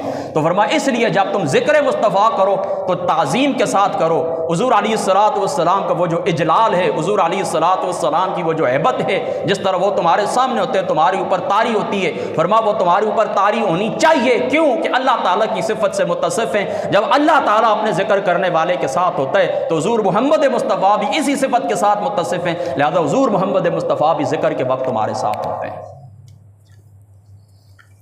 اللہ اکبر، آگے بڑھئے، پھر فرماتے ہیں وباز از عرفا گفتہ ان کے ای خطاب بجیت سریان حقیقت محمدیہ است۔ فرماتے ہیں جس وقت تم یہ کہتے ہو نا السلام علیکہ ایھا النبی ورحمۃ اللہ وبرکاتہ، نماز کے اندر ہی کہتے ہو، فرمایا اس طرح کہا کرو کہ گویا اس نماز کے السلام علیکہ ایھا النبی جس وقت کہو تو فرمایا اس طرح کہو کہ حضور علیہ السلام گویا کہ تمہارے سامنے موجود ہیں، اور حضور کو سامنے جان کر، حاضر جان کر السلام علیکہ ایھا النبی کہو۔ کیوں؟ فرماتے ہیں کہ وباز عرفا، وباز از عرفا گفتہ ان، فرما بعض عارفین اللہ تعالیٰ کے نیک بندے یہ کہتے ہیں ای خطاب بجہت سریان حقیقت محمدیہ است، فرماتے ہیں حقیقت محمدیہ تمہارے جسموں کے اندر جاری ہو چکی ہے، در ذرائع موجودات و افراد ممکنات، فرماتے ہیں کہ ذرائع موجودات اور افراد ممکنات یعنی جو فرد ہیں فرما ان کے اندر محمد مصطفیٰ کی حقیقت جاری ہو چکی ہے، پس آن حضرت در ذوات مسلیان موجود و حاضر است، فرماتے ہیں یاد رکھو حضور محمد مصطفیٰ کی ذات مقدسہ مسلیان یعنی نماز پڑھنے والوں کے پاس حاضر ہوتے ہیں، پس مسلی را باید کہ عظیمانہ آگاہ باشد، پس تم نمازی کو یہ چاہیے، نمازی کو یہ چاہیے اس بات سے باخبر ہو، یعنی حضور محمد مصطفیٰ میرے سامنے موجود ہیں، اس بات سے باخبر ہو اور حضور کو اپنے سامنے حاضر جان کر السلام علیکہ ایھا النبی آپ یہ کہیں۔ کیوں کہ تاب انوار قرب و اسرار معرفت متنور و فائز گردد، تاکہ تمہیں حضور محمد مصطفیٰ کے انوار و تجلیات اللہ تعالیٰ کی ذات اقدس نصیب فرماتے ہیں۔ اس بات کو آپ غور سے سمجھیں۔ دیکھیں میں آپ کو پہلے بتا چکا ہوں نا کہ سب سے پہلے اللہ تعالیٰ نے کیا کیا، اللہ تعالیٰ نے نور مصطفیٰ کو پیدا کیا، تو تم نمازی ہو نا، تو تم بھی نور مصطفیٰ سے پیدا ہوئے، تو تمہاری حقیقت کیا ہے محمد مصطفیٰ کی سامنے، یعنی تمہارے جسموں کے اندر حاضر ہے، لہذا حضور کو سامنے رکھ کر اس معنی سے آگاہ ہو کر السلام علیکہ ایھا النبی کہو، تاکہ اللہ تعالیٰ اور محمد مصطفیٰ کے انوار و تجلیات معرفت اللہ تعالیٰ کی ذات اقدس کی آپ کو نصیب ہو۔ اللہ آگے بڑھیے، یہ تین عقیدے ہو گئے، یعنی حاضر ناظر ہونا، اس سے پہلے اختیار اور تصرف، اور اس سے پہلے علم غیب، یہ تین ہو گئے۔ چوتھا فرماتے ہیں حیات انبیاء، حیات انبیاء سنیں، اب غور سے سن لیں اس کو، کہتے ہیں کہ بداں کے حیات انبیاء صلاۃ اللہ علیہم اجمعین متفق علیہ اسمیان علماء ملت وہیچ کسرا اختلاف نیست، فرماتے ہیں کہ حضور محمد مصطفیٰ کی امت کے تمام علماء اس بات کے اوپر متفق ہیں کہ محمد مصطفیٰ صلی اللہ تعالیٰ علیہ وآلہ وسلم اپنی قبر مبارک کے اندر زندہ ہیں۔ یہ اجماعی عقیدہ ہے، اجماعی۔ پھر کہتے ہیں کیا، پھر سن لیں، کہتے ہیں کہ متفق اجمعین متفق علیہ میان علماء ملت، فرمایا یہ متفقہ عقیدہ ہے پوری امت کا، متفقہ عقیدہ ہے پوری امت کا، فرمایا ہیچ کا سرا اختلاف نیست، فرمایا کسی ایک بندے کا بھی اختلاف نہیں ہے۔ یہ جو حیات ممات کا مسئلہ نوابیوں کے اندر اٹھا، یہ 1958 یا اس دور کے اندر تھا، ٹھیک ہے، یہ عنایت اللہ گجراتی اور مولانا غلام اللہ خان یہ جو لوگ تھے انہوں نے اٹھایا تھا اس مسئلے کو۔ اس سے پہلے دیکھ لیں یہ محدث دہلوی صاحب رحمۃ اللہ 1052 کے اندر یہ دنیا سے گزرے ہیں، یہ اس وقت کی بات میں آپ کے سامنے رکھ رہا ہوں، سمجھ گئے آپ اس بات کو۔ کوئی فرماتے ہیں علماء اسلام کے اندر یعنی حضور کی امت کے جو علماء ہیں، محدثین، فقہاء، کابرین، صوفیاء، فرمایا اجماعی عقیدہ ہے کہ محمد مصطفیٰ اپنی قبر کے اندر، فرمایا ایک بندے کا بھی اختلاف نہیں ہے، فرمایا کہ آن کامل تر و قوی است دراں، اچھا جی ہیچ کس را اختلاف نیست کہ دراں آن کامل تر و قوی تر از وجود حیات شہداء و مقاتل فی سبیل اللہ است کہ آن مانوی اخروی است، فرماتے ہیں کہ انبیاء علیہ السلام کی جو زندگی ہے یہ شہداء کی زندگی سے افضل ہے، یہ شہداء کی زندگی سے افضل ہے۔ کیوں کہ وہ جو زندگی ہے وہ اخروی زندگی ہے، وہ جو زندگی ہے مانوی زندگی ہے، مانوی و اخروی است، فرما وہ مانوی زندگی ہے، اخروی زندگی ہے، وہ حیات انبیاء حیات حسی دنیاوی است، اور فرماتے ہیں کہ انبیاء علیہ السلام کی جو زندگی ہے یہ دنیاوی زندگی ہے، یہ حسی زندگی ہے۔ احادیث و آثار دراں واقع شد، فرما بہت ساری احادیث اور بہت سارے آثار اس باب کے اندر آئے ہوئے ہیں۔ کریں آپ اختلاف، کوئی بندہ کہے ہائے ان اللہ حرم علی الارض ان تاکل اجساد الانبیاء فنبی اللہ حی یرزق. فرمایا حضور علیہ السلام نے فرمایا، اللہ تعالیٰ کی ذات اقدس نے جس وقت حضور نے فرمایا، ابن ماجہ شریف کی روایت ہے، حضور نے جس وقت فرمایا کہ جمعے والے دن میرے اوپر درود پڑھا کرو کہ تمہارا درود مجھ تک پہنچتا ہے. صحابہ نے عرض کیا، صحابی نے عرض کیا یا رسول اللہ جس وقت آپ دنیا سے چلے جائیں گے پھر بھی؟ فرمایا ہاں پھر بھی. کیوں؟ ان اللہ حرم علی الارض ان تاکل اجساد الانبیاء فنبی اللہ حی یرزق. فرمایا ہاں نبیوں کے جسموں کو حرام کر دیا ہے زمین کے اوپر، نبیوں کے جسموں کو زمین نہیں کھا سکتی. انبیاء اپنی قبر کے اندر زندہ ہوتے ہیں، فنبی اللہ حی یرزق، اللہ تعالیٰ کی جانب سے انہیں رزق بھی عطا ہوتا رہتا ہے. اور امام سیوطی فرماتے ہیں انباء الاصفیاء کے اندر فرماتے ہیں کہ انبیاء کی زندگی ایسی زندگی ہوتی ہے، فرماتے ہیں کیا کرتے ہیں وہ؟ فرماتے ہیں کہ اذان اور اقامت کے ساتھ اپنی اپنی قبروں کے اندر نمازیں بھی ادا فرماتے رہتے ہیں. اس لیے حضرت موسیٰ علیہ السلام معراج کی رات اٹھا کے دیکھیں، صحیح مسلم کو، سنن نسائی کو اٹھا کے دیکھیں، حضور علیہ السلام جس وقت گزرے نا معراج والی رات حضرت موسیٰ کی قبر کے پاس، فرماتے میں نے موسیٰ علیہ السلام کو اپنی قبر کے اندر دیکھا کہ موسیٰ علیہ السلام اپنی قبر کے اندر کھڑے ہو کر کیا کر رہے تھے؟ نماز ادا فرما رہے تھے. فرأیت موسیٰ بقبر وهو یصلی، میں نے دیکھا موسیٰ علیہ السلام، مررت بقبر موسیٰ وهو قائم یصلی فی قبری. فرمایا میں نے موسیٰ علیہ السلام کی ذات اقدس کو دیکھا کہ موسیٰ علیہ السلام اپنی قبر مبارک کے اندر کھڑے ہو کر نماز ادا فرما رہے تھے. پھر وہی موسیٰ علیہ السلام بیت المقدس شریف کے اندر حضور کے پیچھے نماز بھی ادا فرما رہے ہیں. پھر وہی موسیٰ علیہ السلام چھٹے آسمان پر حضور محمد مصطفیٰ کی ملاقات بھی فرما رہے ہیں. پتہ چلا انبیاء اپنی قبور کے اندر زندہ ہوتے ہیں، جس مقام کے اوپر تشریف لے جانا چاہیں اللہ تعالیٰ کی عطا سے، اللہ کے اذن سے وہ تشریف لے جا سکتے ہیں. ورنہ موسیٰ کو دنیا سے گزرے ہوئے کتنا عرصہ ہو گیا تھا. ادھر حضور فرمانا قبر میں نماز پڑھ رہے ہیں، ادھر جس وقت معراج والی رات چلے گئے پھر انہوں نے باقاعدہ خطبہ دیا، حضور کے پیچھے نماز پڑھی ہے. پھر فرماتے چھٹے آسمان کے اوپر میں پہنچا، مسلم شریف کو اٹھا کے دیکھیں، پھر حضور فرماتے کہ میرے موسیٰ علیہ السلام سے ملاقات ہوئی.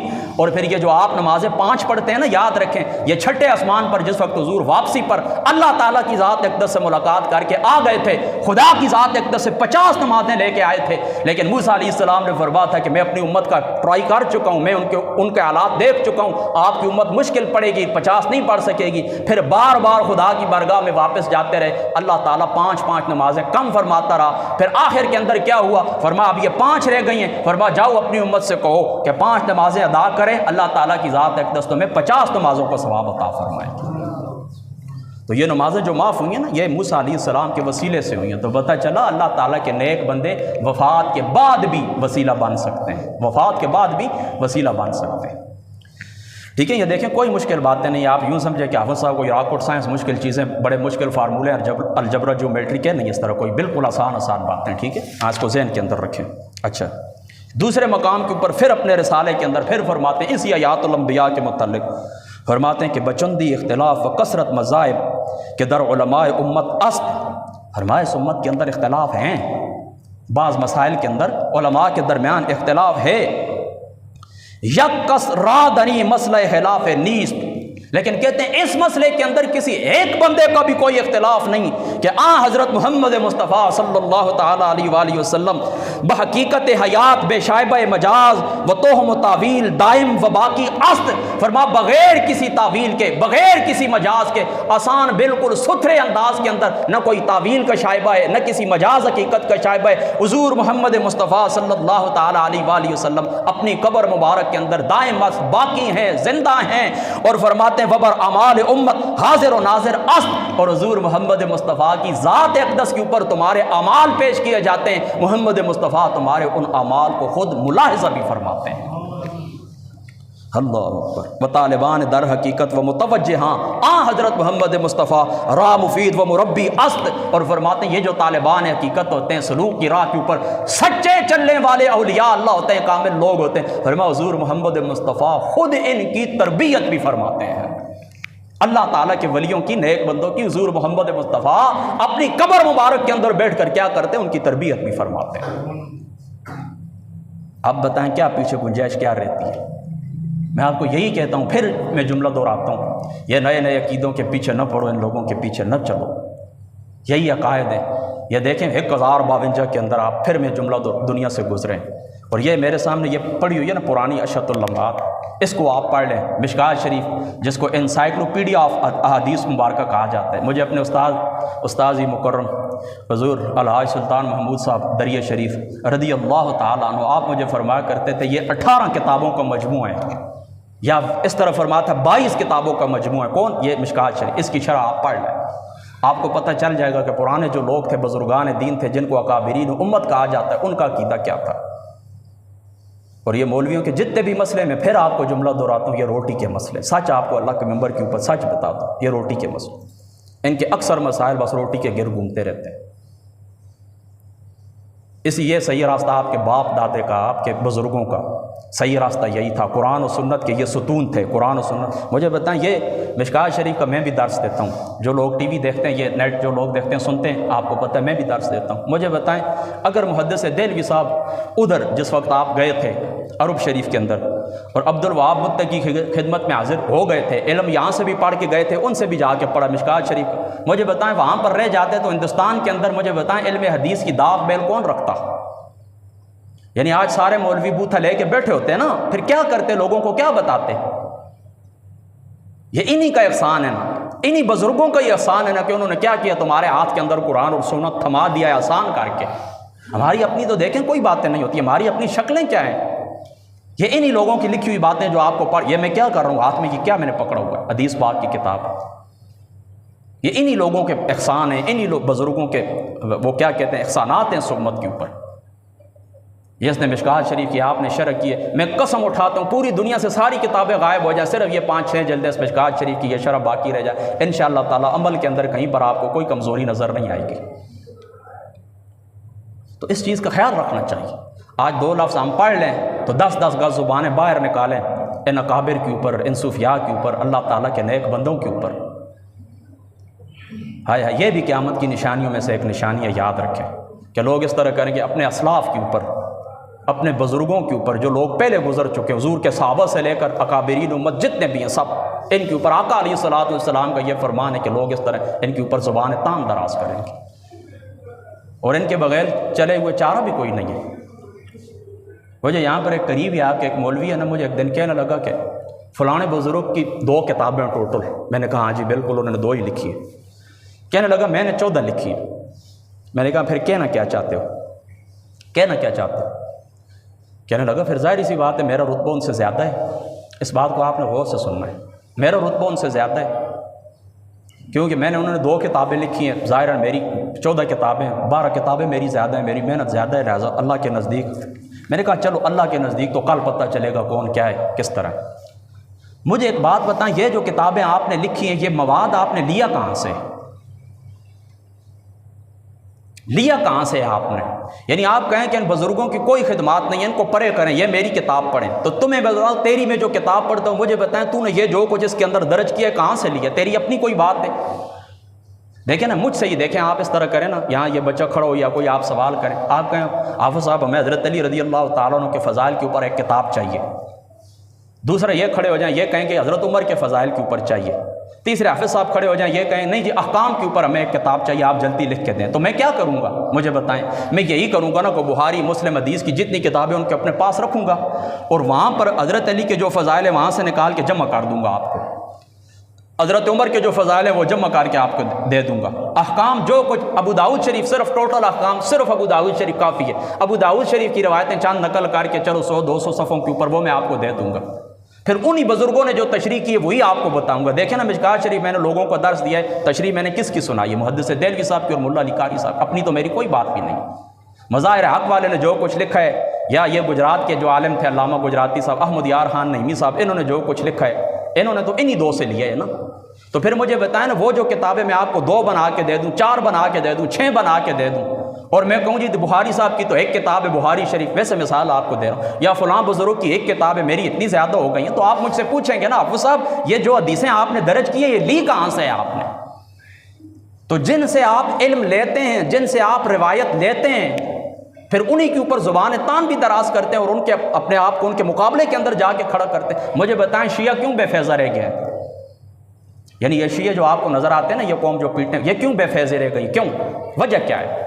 اتنے ان کے اندر پڑھے لکھے لوگ گزرے ہیں، اتنے جید علماء میں ان کی کتابیں میں نے جو مطالعہ کیے، اتنے جید اور اتنے ہائی پاور دماغ ان لوگوں کا، میں حیران رہ جاتا ہوں، لیکن اس کے باوجود کوئی روحانیت، کوئی برکت ان کے اندر نہیں ہے، پورے فرقے کے اندر۔ کیوں؟ سوچیں اس بات کو۔ وجہ پتہ ہے کیا ہے؟ وجہ یہ ہے کہ صحابہ پاک جو ہے نا، صحابہ پاک ہمارے استاد ہیں قرآن کے۔ حضور علیہ الصلوۃ والسلام کو اللہ نے قرآن عطا فرمایا، اور پھر وہی قرآن حضور علیہ السلام نے اپنے صحابیوں کو عطا فرمایا، پھر تواتر کے ساتھ یہ ٹرانسفر ہوا ہے ہمیں، اور اس قرآن کی تفصیل اور تشریح اور حضور سے سوالات کیے صحابہ نے، وہ علم ہم تک ٹرانسفر ہوا ہے۔ تو صحابہ پاک اس قرآن میں ہمارے استاد ہیں، حدیث میں ہمارے استاد ہیں۔ تو ان شیعوں نے یہ کیا ہے کہ ان صحابہ سے اپنا رشتہ توڑ لیا ہے، ان صحابہ پاک کے متعلق انہوں نے کیا، زبان تان دراز کی، یہ اس طرح تھے اس طرح تھے۔ تو ظاہر سی بات ہے کہ آپ اپنے استاد کا احترام نہ کریں گے تو آپ کو کیا فیض ملے گا؟ بس یہی چیز ہے۔ تو یہ دونوں گروہ، ٹھیک ہے، دونوں کو آپ ذہن کے اندر رکھیں، شیعوں کو بھی اور وہابیوں کو بھی۔ انہوں نے بھی اسی طرح کی، اپنے اکابرین امت جو تھے ان سے رشتہ توڑ لیا، اور وہ عبدالوہاب نجدی کے نظریات اور عقائد ان کو بیان کیے، تو گیا فیض سارا کیا ہوا؟ نہیں، فیض کس کے اندر ہے؟ برکت کس کے اندر ہے؟ جو سلاطین امت ہیں، جو اکابرین امت ہیں، ان کے ساتھ جڑے رہیں، ٹرانسفر جو کچھ ان سے ٹرانسفر ہوا بس اس کو اپنے سینے سے لگائیں۔ اختلاف میں نہیں کہتا کہ اختلاف نہ کریں، اختلاف کسی بات پر آپ کو ہو سکتا ہے، موجودہ دور کے حالات پیش آتے ہیں، بندہ قرآن اور سنت کے اوپر، اکابرین امت کے افعال اعمال کے اوپر، ان کے اقوال کے اوپر بندہ غور کرتا ہے، مسائل بندہ نکالتا ہے، لیکن بندہ یہ نہ کہے کہ یہ میری کچھ اپنی برکت ہے، نہیں، ان کا عطا کیا ہوا ہے، ان کا عطا کیا ہوا، ان کی محنتیں، بس اس کے اوپر آپ غور کریں۔ میں پوری زندگی صرف یہ مشکوٰۃ شریف لوگوں کو سناتا رہوں، اور قرآن کی ایک تفسیر میں اپنے سامنے امام جلال الدین سیوطی کی صرف الاتقان رکھ، میری پوری زندگی اس کے اندر صرف ہو جائے گی۔ تو ان لوگوں نے اتنا کام کیا ہے، اتنی محنت کی ہے کہ صرف ہم اتنا کریں کہ ان کا جو کام ہے، علمی جو فیض ہے، یہ دنیا تک پہنچاتے رہیں، تب بھی ہماری پوری عمریں خرچ ہو جائیں، نئے کسی کام کی ضرورت ہی نہیں۔ تو یہ تھا ان بزرگوں کا فیض، ٹھیک ہے۔ تو کیا فرماتے ہیں؟ آپ فرماتے ہیں کہ علماء امت کے اندر اس بات میں اختلاف رہا ہے، بہت سارے مسائل میں اختلاف رہا ہے، لیکن فرماتے ہیں کہ انبیاء اپنی قبور کے اندر زندہ ہیں، اس بات کے اندر کسی کا بھی کوئی اختلاف بھی نہیں۔ آگے بڑھی عقیدہ نمبر 5۔ عقیدہ نمبر 5 انہوں نے لکھا ہے، اللہ اکبر، مردوں کا سننا۔ حضور علیہ الصلوۃ والسلام کی ذات مقدسہ کا ایک فرمان ابو داؤد شریف کے اندر موجود ہے کہ مردے کی جو ہڈی ہوتی ہے نا، ہڈی یا مردے کو جسم کو زخم لگانا کچھ بھی ہو، تو فرماتے ہیں کہ اس کو توڑنا ایسا ہی ہے جس طرح زندے کی ہڈی کو توڑنا ہے۔ یعنی ایک شخص مر گیا ہے نا، اس کی قبر کے اندر آپ اس کی ہڈی کو آپ توڑ دیں، یا اس قبر کے اوپر بیٹھ جائیں، یا مردہ آپ کے سامنے آپ اس کی کانٹ چھانٹ کرنا شروع، جس طرح یہ پوسٹ مارٹم وغیرہ کرتے ہیں، تو فرمایا اسی طرح تکلیف ہوتی ہے جس طرح زندے کو ہوتی ہے۔ یعنی میت کو اس کی کسی اعضاء کے ساتھ بھی آپ چھیڑ چھاڑ کریں گے، اس کو وہی تکلیف ہوگی جس طرح زندے آدمی کو ہوتی ہے۔ تو اس کے ضمن کے اندر آپ فرماتے ہیں کہ ایجا مستفاد است، فرمایا اس سے ایک چیز ثابت ہوتی ہے، مستفاد گردت، کہ میت متعلم می گردت، کہ فرمایا میت درد محسوس کرتا ہے، بتمام آن کہ متعلم می گردت، و لازم این اس کے متلذذ گردت بتمام آنچیں، متلذذ می شود بداں زندہ۔ فرماتے ہیں اس سے ایک بات ثابت ہوتی ہے کہ میت وہ تکلیف محسوس کرتا ہے کہ جس طرح زندے تکلیف محسوس کرتے ہیں۔ تو فرمایا اس سے ثابت ہوتا ہے کہ میت اس چیز سے لذت بھی محسوس کرے جس سے زندے لذت محسوس کرتے ہیں۔ یعنی دیکھیں نا، جسم کو درد ہوتا ہے، اس کا مطلب محسوس کرتے ہیں، ادراک ہے، تو فرمایا پھر اچھی چیزوں کا بھی ادراک ہونا چاہیے۔ اور اسی لیے حضور علیہ الصلوۃ والسلام کی ذات اقدس نے فرمایا جس وقت تم اپنے گھر والوں کے لیے یہ روایت ہے طبرانی شریف کی، فرمایا اپنے گھر والوں کے لیے جس وقت تم تحفے بیچتے ہو نا، یعنی ان کے لیے کوئی دعا کرتے ہو یا ایصال ثواب کچھ کھانا وغیرہ ان کے لیے دیتے ہو، تو فرمایا جبریل امین کیا کرتے ہیں؟ فرمایا نورانی طباقوں کے اندر رکھ کر کھانے کی صورت میں، جس طرح آپ اپنے گھر والوں کو کوئی ٹرے پیش کرتے ہیں نا کھانے کے لیے، فرمایا اس طرح جبریل امین آپ کے وہ دیے ہوئے تحفے کیا کرتے ہیں؟ فرمایا آپ کے جو گھر والے میت ہیں جو دنیا سے چلے گئے ہیں، بطور تحفہ جبریل امین آپ کے میتوں کو پیش کرتے ہیں۔ اور مشکوٰۃ شریف کی روایت کے اندر آتا ہے کہ جس وقت پھر بندہ دنیا سے جانے والا، اس کی مثال کل غریق المتغوث، فرمایا ڈوبنے والے کی مثال ہوتی ہے جو کہتا ہے مجھے بچاؤ مجھے بچاؤ۔ پھر فرماتے ہیں کہ وہ بندہ انتظار کرتا ہے کہ میرے ماں باپ بہن بھائی صدیق دوست میرے لیے کب دعا کریں گے۔ فرمایا جس وقت تم ان کے لیے دعا کرتے ہو، اللہ تعالیٰ کی ذات اقدس ان کی قبور کے اندر پہاڑوں جتنا نور نازل فرماتا ہے، پہاڑوں جتنا نور اللہ تعالیٰ آپ کی دعاؤں سے مردے کی قبر کے اندر نازل فرماتا ہے۔ اور ایک مقام کے اوپر آقا علیہ السلام نے فرما میت یعنی جس وقت اس کو یہ چیزیں پہنچتی ہیں نا، فرمانا پہلے کبھی اتنا خوش ہوا ہے نہ کبھی بعد میں کبھی خوش ہوا ہے، اتنی خوشی اس کو محسوس ہوتی ہے آپ کی دعاؤں سے، آپ کے دعا درود جو ان کے لیے کرتے ہیں۔ تو محدث دہلوی صاحب صرف قبر کی زندگی کے قائل نہیں ہیں، ادراک، شعور، محسوسات، محسوس کرنا، اچھی چیز کو بھی بری چیز کو بھی محسوس کرنا، اس کے بھی آپ قائل ہیں۔ بس اب چونکہ مختصر کرتا ہوں، چونکہ نصف گھنٹہ ہی باقی رہ گیا، میری کوشش ہوگی کہ یہ بات مکمل ہو جائے۔ آگے آ جائیں زیارت قبور کے متعلق۔ یاد رکھیں قبر کی جو آپ زیارت کرتے ہیں نا، ایک ہوتا ہے حق کے صحبت اور ایک ہوتا ہے اپنی آخرت کو یاد کرنا۔ یعنی آقا علیہ السلام کی ذات اقدس نے کیا فرمایا؟ بخاری شریف کتاب الجناز کو اٹھا کے دیکھیں، باقی بھی ساری سیاستہ کتاب الجناز کے اندر یہ روایت موجود ہے۔ حضور علیہ السلام نے کیا فرمایا کہ پہلے میں نے تمہیں منع کیا تھا، پہلے میں نے تمہیں قبروں کی زیارت سے منع کیا تھا، لیکن اب کیا کرو؟ نہیتکم عن زیارت القبور فزورھا، پہلے منع کیا تھا اب منع نہیں کرتا، اب زیارت کیا کرو۔ کیوں؟ کہ وہ نئے لوگ قبر پرستی سے باہر آئے تھے نا، اسلام لے کے آئے تھے، تو ان کو منع کیا تھا کہ ابھی قبروں کی زیارت کی ان کو اجازت دے دوں تو پھر کیا ہوگا، یہ جا کر پھر قبر پرستی کے اندر مبتلا نہ ہو جائے، تو وہ تھوڑا بات دل کے اندر پکی جم جائے، مضبوط ہو جائے۔ تو جس وقت ایمان دل کے اندر راسخ ہو گیا نا، تو پھر فرمایا اب بے شک تم کیا زیارت کیا کرو۔ کیوں؟ حضور علیہ السلام نے کیا فرمایا؟ اس سے کیا ہوتا ہے؟ اس سے آخرت یاد آتی ہے۔ یعنی قبروں کی زیارت جو آپ کرتے ہیں نا، اس سے آخرت یاد آتا ہے۔ لہٰذا روٹین میں بھی قبرستان جمعہ پکا جاتا ہوں، پکا 10-12 سال سے میرا معمول ہے، لیکن اس طرح نہ کریں کہ بس روٹین جس طرح ہوتی ہے روٹین جا کے بس بندہ پوری کر لو اور بات نہیں، جا کر غور کیا کریں کہ یہ بندے وہ ہیں جو کل ہمارے ساتھ موجود تھے، کل ہمارے ساتھ کھانا کھانے والے تھے، پینا پینے والے تھے، ہماری مجلسوں کے اندر تھے، لیکن آج ہمارے ساتھ یہ نہیں ہے، دنیا سے چلے گئے۔ غور کریں، تدبر کریں تاکہ آپ کو آخرت یاد آ جائے۔ اس طرح روٹین پکی بندی ہوئی، جمعہ جا کے بندہ ہاتھ کھڑے کر کے کچھ پڑھے نہ پڑھے، آ جائے قبروں کو دیکھ کے کوئی عبرت حاصل نہ کرے، اس کا کوئی فائدہ بھی نہیں، نہ اس کا کوئی ثواب ہے۔ قبروں کے اوپر جا کے غور کریں، وہ کیا کہتے ہیں، عبرت کی آنکھ سے دیکھیں قبرستان کو۔ اللہ اکبر۔ وہ حضرت امام غزالی صاحب رحمۃ اللہ تعالیٰ علیہ، آپ نے سکرات الموت کے اندر غالباً حضرت عمر کا قول ہے رضی اللہ تعالیٰ عنہ، آپ فرماتے ہیں جس بندے کو موت واز نہیں کر سکی، یعنی موت سے جس بندے نے نصیحت نہیں پکڑی، فرمایا دنیا کا کوئی واعظ بھی اس کو نصیحت نہیں کر سکتا۔ یعنی دیکھیں نا، گھر سے جنازہ اٹھ کے آئے پھر بھی بندہ نصیحت نہ پکڑے، کوئی ملا، کوئی پیر، کوئی فقیر پھر اس کو کوئی کسی قسم کا واعظ نہیں کر سکتا، کسی کی تقریر، کسی کچھ بھی اس کے اوپر اثر انداز نہیں۔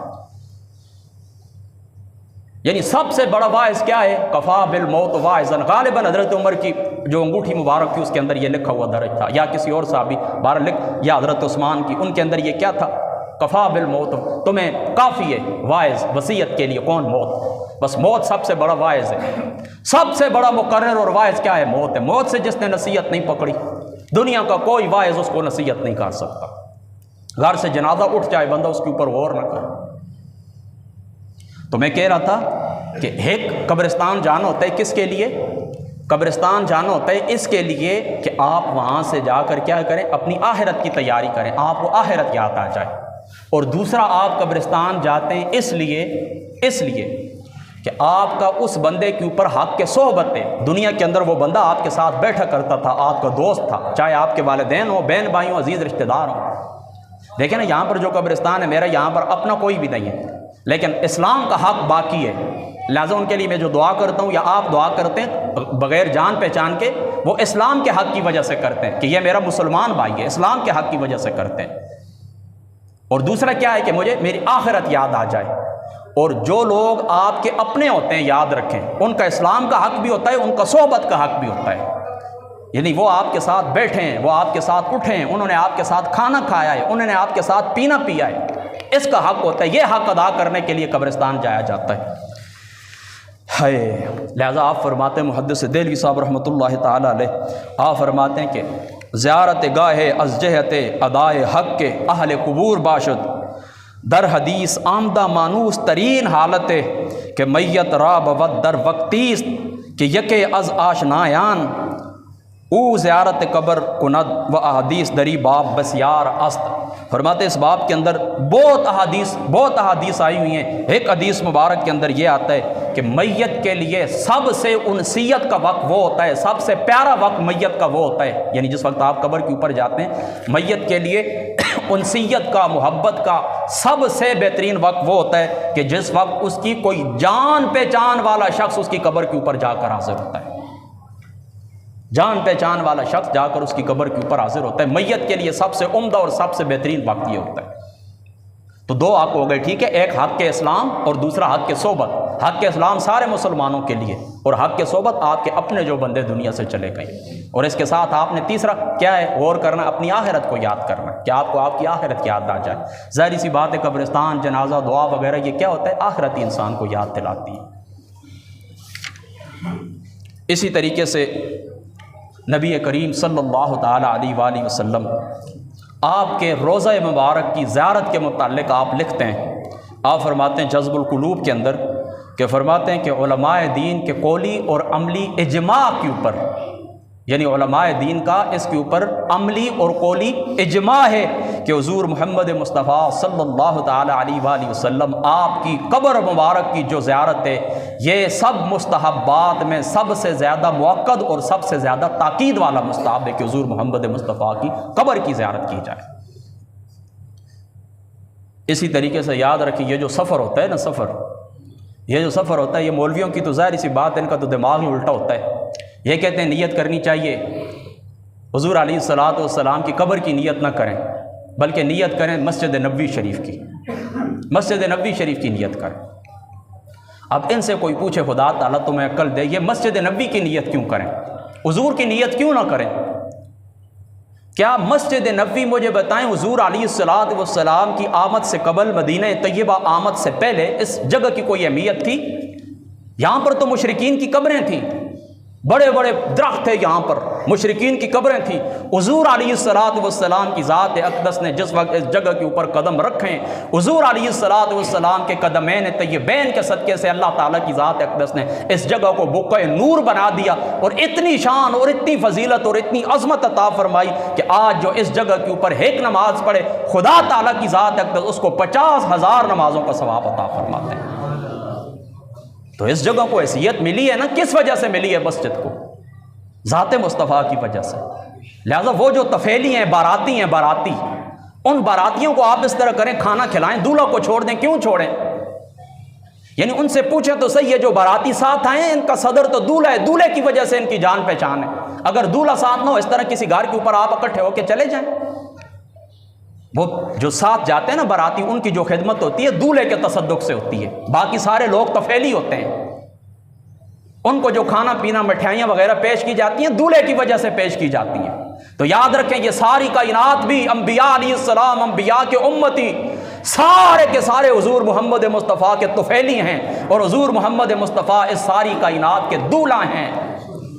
محمد مصطفیٰ دولہا ہیں، اور حضور کی دلہن کون ہے؟ شفاعت مصطفیٰ حضور محمد مصطفیٰ کی دلہن ہے۔ شفاعت حضور علیہ الصلوۃ والسلام جو کریں گے قیامت والے دن، دلہن کی صورت میں اللہ تعالیٰ نے ذات مصطفیٰ کو شفاعت کا رتبہ عطا فرمایا۔ شفاعت اللہ تعالیٰ نے حضور علیہ الصلوۃ والسلام کے ہاتھ کے اوپر رکھی ہے۔ تو یہ بات اس طرح ہے، وہابیوں کا دماغ ہی الٹا ہوا ہے۔ اس طرح نہیں کہ مسجد نبوی کی نیت کریں، حضور کی نیت نہ کریں، نہیں، حضور کی نیت کریں، تباً کیا ہوگا؟ تباً مسجد نبوی شریف کی زیارت بھی آپ کو حاصل ہو جائے گی، اور ثواب بھی آپ کو۔ نیت کریں حضور علیہ الصلوۃ والسلام کی ذات اقدس، کہ ہم حضور، اور یہ بھی نہ کہیں، اشرف علی تھانوی نے وہ کہتے ہیں یہ بھی نہ کہو کہ قبر کی زیارت کے لیے جا رہے ہیں، فرمایا قبر سے بھی موت کا تصور آتا ہے، وفات کا تصور آتا ہے، اور فرماتے ہیں اب محمد مصطفیٰ کے لیے وفات کا تصور کرنا بھی آرام ہے، بلکہ یوں کہو کہ ہم جا رہے ہیں حضور محمد مصطفیٰ کی ملاقات کے لیے، حضور محمد مصطفیٰ کی زیارت کے لیے۔ یعنی اس طرح بھی نہ کہو کہ حضور کی قبر کی زیارت کے لیے جا رہے ہیں، نہیں، یوں کہو کہ حضور محمد مصطفیٰ کی زیارت کے لیے جا رہے ہیں، کیونکہ اللہ تعالیٰ کی ذات اقدس نے مسجد نبوی شریف کو جو شان عطا فرمائی ہے، وہ ذات مصطفیٰ کی وجہ سے عطا فرمائی۔ ہاں، حضور نہ آتے، حضور کا میلاد نہ ہوتا، حضور دنیا کے اندر نہ آتے، نہ یہ شریعت، نہ یہ قرآن، نہ یہ نماز، نہ یہ مسجدیں، نہ یہ تبلیغیں، نہ یہ واعظ و نصیحت، کچھ بھی نہیں۔ سارے کا سارا یاد رکھیں، 18,000 جہان اللہ تعالیٰ نے پیدا فرمائے صدقہ مصطفیٰ۔ 18,000 جہان اللہ تعالیٰ نے حضور محمد مصطفیٰ کے صدقے، یہ دنیا کی جتنی نعمتیں آپ کو حاصل ہیں، جتنی نعمتیں آپ کو حاصل ہیں، یہ صدقہ مصطفیٰ ہے۔ محدث دہلوی صاحب پیچھے میں آپ کو شروع میں سنا کے آئے ہوں نا، وہ کہتے ہیں دنیا کی کوئی نعمت چاہیے، آخرت کی کوئی نعمت چاہیے، در مصطفیٰ کے اوپر آ کے سر کو جھکا۔ اسی لیے پھر اہل سنت ہم کیا پڑھتے ہوتے ہیں، برد جوہلی میری یا رسول اللہ، بن کے آیا ہوں در پہ سوالی، بن کے آیا ہوں در پہ سوالی، کچھ نوازوں کا صدقہ عطا ہو، کچھ نوازوں کا صدقہ عطا ہو، اب نہ جاؤں گا در سے محالی، اب نہ جاؤں گا در سے محالی۔ یاد رکھو ہم بات اختتام کی طرف لے کر جاتے ہیں، ہم یہ عقیدہ رکھتے ہیں انبیاء علیہ السلام کے وسیلے سے اللہ تعالیٰ کی بارگاہ کے اندر دعا کرنا قبولیت کی زیادہ مواقع ہوتے ہیں۔ انبیاء دنیا سے چلے جائیں تب بھی ان کے وسیلے سے اللہ تعالیٰ کی بارگاہ کے اندر دعا کریں، انبیاء علیہ السلام دنیا کے اندر موجود ہوں تب بھی ان کے وسیلے سے اللہ تعالیٰ کی بارگاہ کے اندر دعا کریں۔ یہی محدث دہلوی صاحب رحمۃ اللہ تعالیٰ علیہ آپ نے جذب القلوب کے اندر اس روایت کو نقل کیا ہے، فرماتے ہیں جس وقت جناب علی المرتضیٰ رضی اللہ تعالیٰ عنہ آپ کی اماں جناب سیدہ فاطمہ بنت اسد دنیا سے چلی گئی ہیں، حضور محمد مصطفیٰ صلی اللہ تعالیٰ علیہ وآلہ وسلم آپ گئے ان کی قبر مبارک کے پاس۔ قبر جس وقت کھود لی گئی، قبر تیار ہو گئی، حضور محمد مصطفیٰ صلی اللہ تعالیٰ علیہ وآلہ وسلم آپ قبر مبارک کے اندر لیٹ گئے، لیٹ کر اللہ کی بارگاہ میں دعا کرنے لگے، اے اللہ میں اپنے وسیلے سے اور مجھ سے پہلے انبیاء دنیا سے چلے گئے، یا اللہ ان انبیاء کے وسیلے سے تیری بارگاہ کے اندر دعا کرتا ہوں، یا اللہ یہ میری پرورش کرنے والی امی جناب فاطمہ بنت اسد رضی اللہ تعالیٰ عنہ وعلیہ السلام، یا اللہ یا اللہ یا اللہ ان کی قبر مبارک کو وسیع فرمانا، یا اللہ ان کی قبر کو آسان فرمانا۔ اس سے یہ بات ثابت ہو گئی کہ انبیاء اللہ کے نیک بندے محبوب جب تک دنیا کے اندر موجود ہوں تب بھی ان کے وسیلے سے اللہ کی بارگاہ کے اندر دعا کی جا سکتی ہے، اور جب وہ دنیا سے چلے جائیں تب بھی ان کے وسیلے سے اللہ کی بارگاہ میں دعا کی جا سکتی ہے۔ اب آپ کو سمجھ آ گئی کہ بات مشکل نہیں ہے، ٹھیک ہے؟ ہاں، دعا حضرت حضور علیہ السلام کی ذات اقدس نے کیا دعا کی؟ دعا حضور نے کیا کی کہ یا اللہ یہ میری امی ہے فاطمہ بنت اسد، یا اللہ ان کے لیے میں دعا کرتا ہوں اللہ تعالیٰ اپنے وسیلے سے، اور مجھ سے پہلے جو انبیاء دنیا سے گزرے یا اللہ ان کے وسیلے سے دعا کرتا ہوں کہ اللہ تعالیٰ ان کی قبر کو وسیع فرما، ان کی قبر کو آسان فرما۔ تو اللہ تعالیٰ کے نیک بندوں دیکھیں دعا اللہ تعالیٰ سننے والا ہے، اللہ تعالیٰ سمیع ہے، اللہ تعالیٰ بصیر ہے، بے شک بغیر وسیلے کے دعا کریں، انبیاء کا اولیاء کا وسیلہ بے شک پیش نہ کریں، اللہ تعالیٰ سننے والا، اللہ تعالیٰ سنتا ہے، لیکن اللہ تعالیٰ کے نیک بندوں کا وسیلہ جس وقت درمیان کے اندر آ جاتا ہے تو ہم یہ کہتے ہیں کہ پھر اس دعا کی قبولیت، وہ دعا قبولیت کے زیادہ قریب چلی جاتی ہے، یعنی پھر زیادہ چانسز ہوتے ہیں کہ اللہ تعالیٰ ان نیک بندوں کے وسیلے سے تمہاری دعا قبول فرمائے۔ تو یہ تقریباً 7 عقائد تھے، ٹوٹل تھے 17 میں نے آپ لوگوں کے سامنے جو بیان کرنے تھے، پر وقت پھر بھی پوری نہیں ہو سکی۔ میری کوشش یہی تھی کہ بات پوری ہو جائے، لیکن میں 12:15 شروع ہوا تھا، ابھی 1:45 ہونے والے ہیں، پھر بھی بات پوری نہیں ہو سکی۔ ابھی اگلا اگر میں عقیدہ بیان کرنا شروع کر دوں تو ظاہر سی بات ہے کہ پھر ٹائم اوپر چلا جائے گا۔ بہرحال نماز تو پھر بھی 2 تک چلی جاتی ہے، تو چلو 1:45 تک اس طرح کرتے ہیں کہ باقی 5 منٹ رہتے ہیں۔ ہاں ایک بات یاد آ گئی ہے، آپ بھی کوئی سوال ہے ذہن کے اندر آپ حاضر کر لیں۔ اس طرح ہوا کہ ابھی چند دن پہلے یہ جامع رضویہ ضیاء العلوم راولپنڈی کے اندر ایک مدرسہ ہے بہت بڑا، تھوڑے سے چند دن میں بھی وہاں پر رہا تھا، 17-18 دن۔ حنیف قریشی صاحب کا نام آپ نے سنا ہوگا، ان کے پاس میں نے مستند امام اعظم پڑھی تھی اس زمانے کے اندر، 2012-13 کی بات ہے۔ تو وہاں پر اس طرح ہوا، ہمارے حاجی شاہ کے بھی ایک بڑے اچھے دوست تھے، امجد شاہ صاحب، سید امجد شاہ صاحب پڑھ رہے تھے اور 7ویں سال کے اندر تھے۔ 1 سال کے بعد یہ سارے لڑکے فارغ ہو جاتے، یعنی عالم دین بن جاتے، ان کے سروں کے اوپر دستار رکھی جاتی، مطلب پکا ہوا پھل تھا، لیکن اللہ تعالیٰ کو دیکھے منظور نہ ہو۔ وہ کیا کہتے ہیں کہ جہاں پر تقدیر آتی ہے نا تو تدبیریں ساری فیل ہو جاتی ہیں۔ تو یہ اس طرح ہوا کہ یہ جا رہے تھے ادھر کشمیر، کہیں پر ان کے کوئی اپنے دوست تھے ان کی شادی میں، تو واپسی پر وہ گاڑی کا ٹائر نکلا ہے تو وہ گاڑی نیچے کھائی کے اندر چلی گئی ہے، تو 4 بندے جگہ کے اوپر چلے گئے اور 4 بندے شدید زخمی ہیں، ایک ان میں سے بچ کے اور 3 ابھی بھی شدید زخمی ہیں۔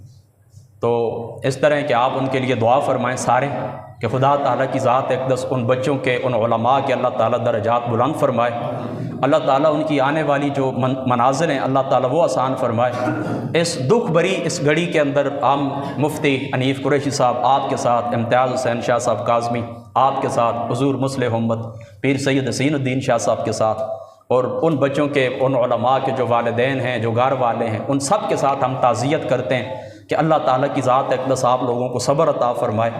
یہ جو بچے گئے ہیں دنیا سے اللہ تعالیٰ اس نعمت کا آپ کو نعم البدل عطا فرمائے، اور خدا تعالیٰ کی ذات اقدس اس قسم کے حادثات سے، اچانک اموات سے اللہ تعالیٰ کی ذات اقدس سب کو محفوظ رکھے۔ وَمَن يَخْرُجْ مِن بَيْتِهِ مُهَاجِرًا إِلَى اللَّهِ وَرَسُولِهِ ثُمَّ يُدْرِكُ الْمَوْتَ فَقَدْ وَقَعَ أَجْرُهُ عَلَى اللَّهِ، یہ مہاجر فی سبیل اللہ جو اللہ کی راستے میں نکلتے ہیں نا، پھر ان کو موت آ جاتی ہے تو فَقَدْ وَقَعَ أَجْرُهُ عَلَى اللَّهِ، اللہ تعالیٰ کی ذات ان کو بڑا اجر عطا فرماتے ہیں۔ اور پھر وہ دیکھیں وہ مسافر تھے، پھر جوانی، پھر اس طرح کے سفر بھی کس کے لیے تھا؟ علم نبوت کے لیے تھا، علوم نبوت کے علم حاصل کرنے کے لیے، یعنی علم کی جو فضیلت ہے وہ بھی آپ لوگوں کے علم کے اندر ہے، مسافر کی جو موت ہے وہ بھی آپ لوگوں کے علم کے اندر ہے۔ انشاءاللہ ایک دو ہفتے بعد جو بات ہے یہ مکمل ہو جائے نا تو انشاءاللہ علم کی فضیلت کے اوپر بھی انشاءاللہ ہم گفتگو کریں گے۔ بہرحال اللہ تعالیٰ کی ذات اقدس سے بار دیگر دعا ہے کہ اللہ تعالیٰ ان کے درجات بلند فرمائے۔ ان سب علماء کے ساتھ، ان کے گھر والوں کے ساتھ ہماری تعزیت ہے۔ بس 2 منٹ 3 باقی رہ گئے، کچھ پوچھتے ہیں تو کھڑے ہو کر پوچھ لیں جلدی سے، کوئی ہے سوال تو جلدی کریں۔ صاحب اگلی صفحہ پہ ہونا چاہیے، بڑے چڑھے بارش لوگ اگلی صفحہ چاہو۔ کیوں جی کچھ نہیں کیوں پتر شاہ زیب سناؤ جی، افضل تو سی نبیل کچھ نہیں، کچھ پوچھنا تو پوچھو نا یار، تو سی جب شرمانے رہنے ہو۔ اور ٹی ویوں کے اوپر میں سنتا ہوں دونوں کہتے ہیں جی کہ اگر یہ مولویوں کو تھوڑا سا یہ ٹائم دے دیا جائے کہ بس جی وہ سوال ہے تو پھر 80 سے زیادہ 80% سے زیادہ مسجد خالی ہو جائیں۔ اللہ پاک کا شکر ہے ہم تو بچے سے چھوٹے سے تو اس وقت لوگوں کے سوالات کے جوابات اس وقت سے دے رہے ہیں، ابھی تو سمجھے بوڑھے ہی ہو گئے ہیں، داڑھی کے اندر وہ سفید بال شروع ہو گئے ہیں، اللہ پاک کا شکر ہے۔ تو کوئی چیز ہے تو ٹھیک ہے پوچھیں، ورنہ چلو سنتے ہیں۔ عطا فرما، واخر دعوانا الحمدللہ رب العالمین۔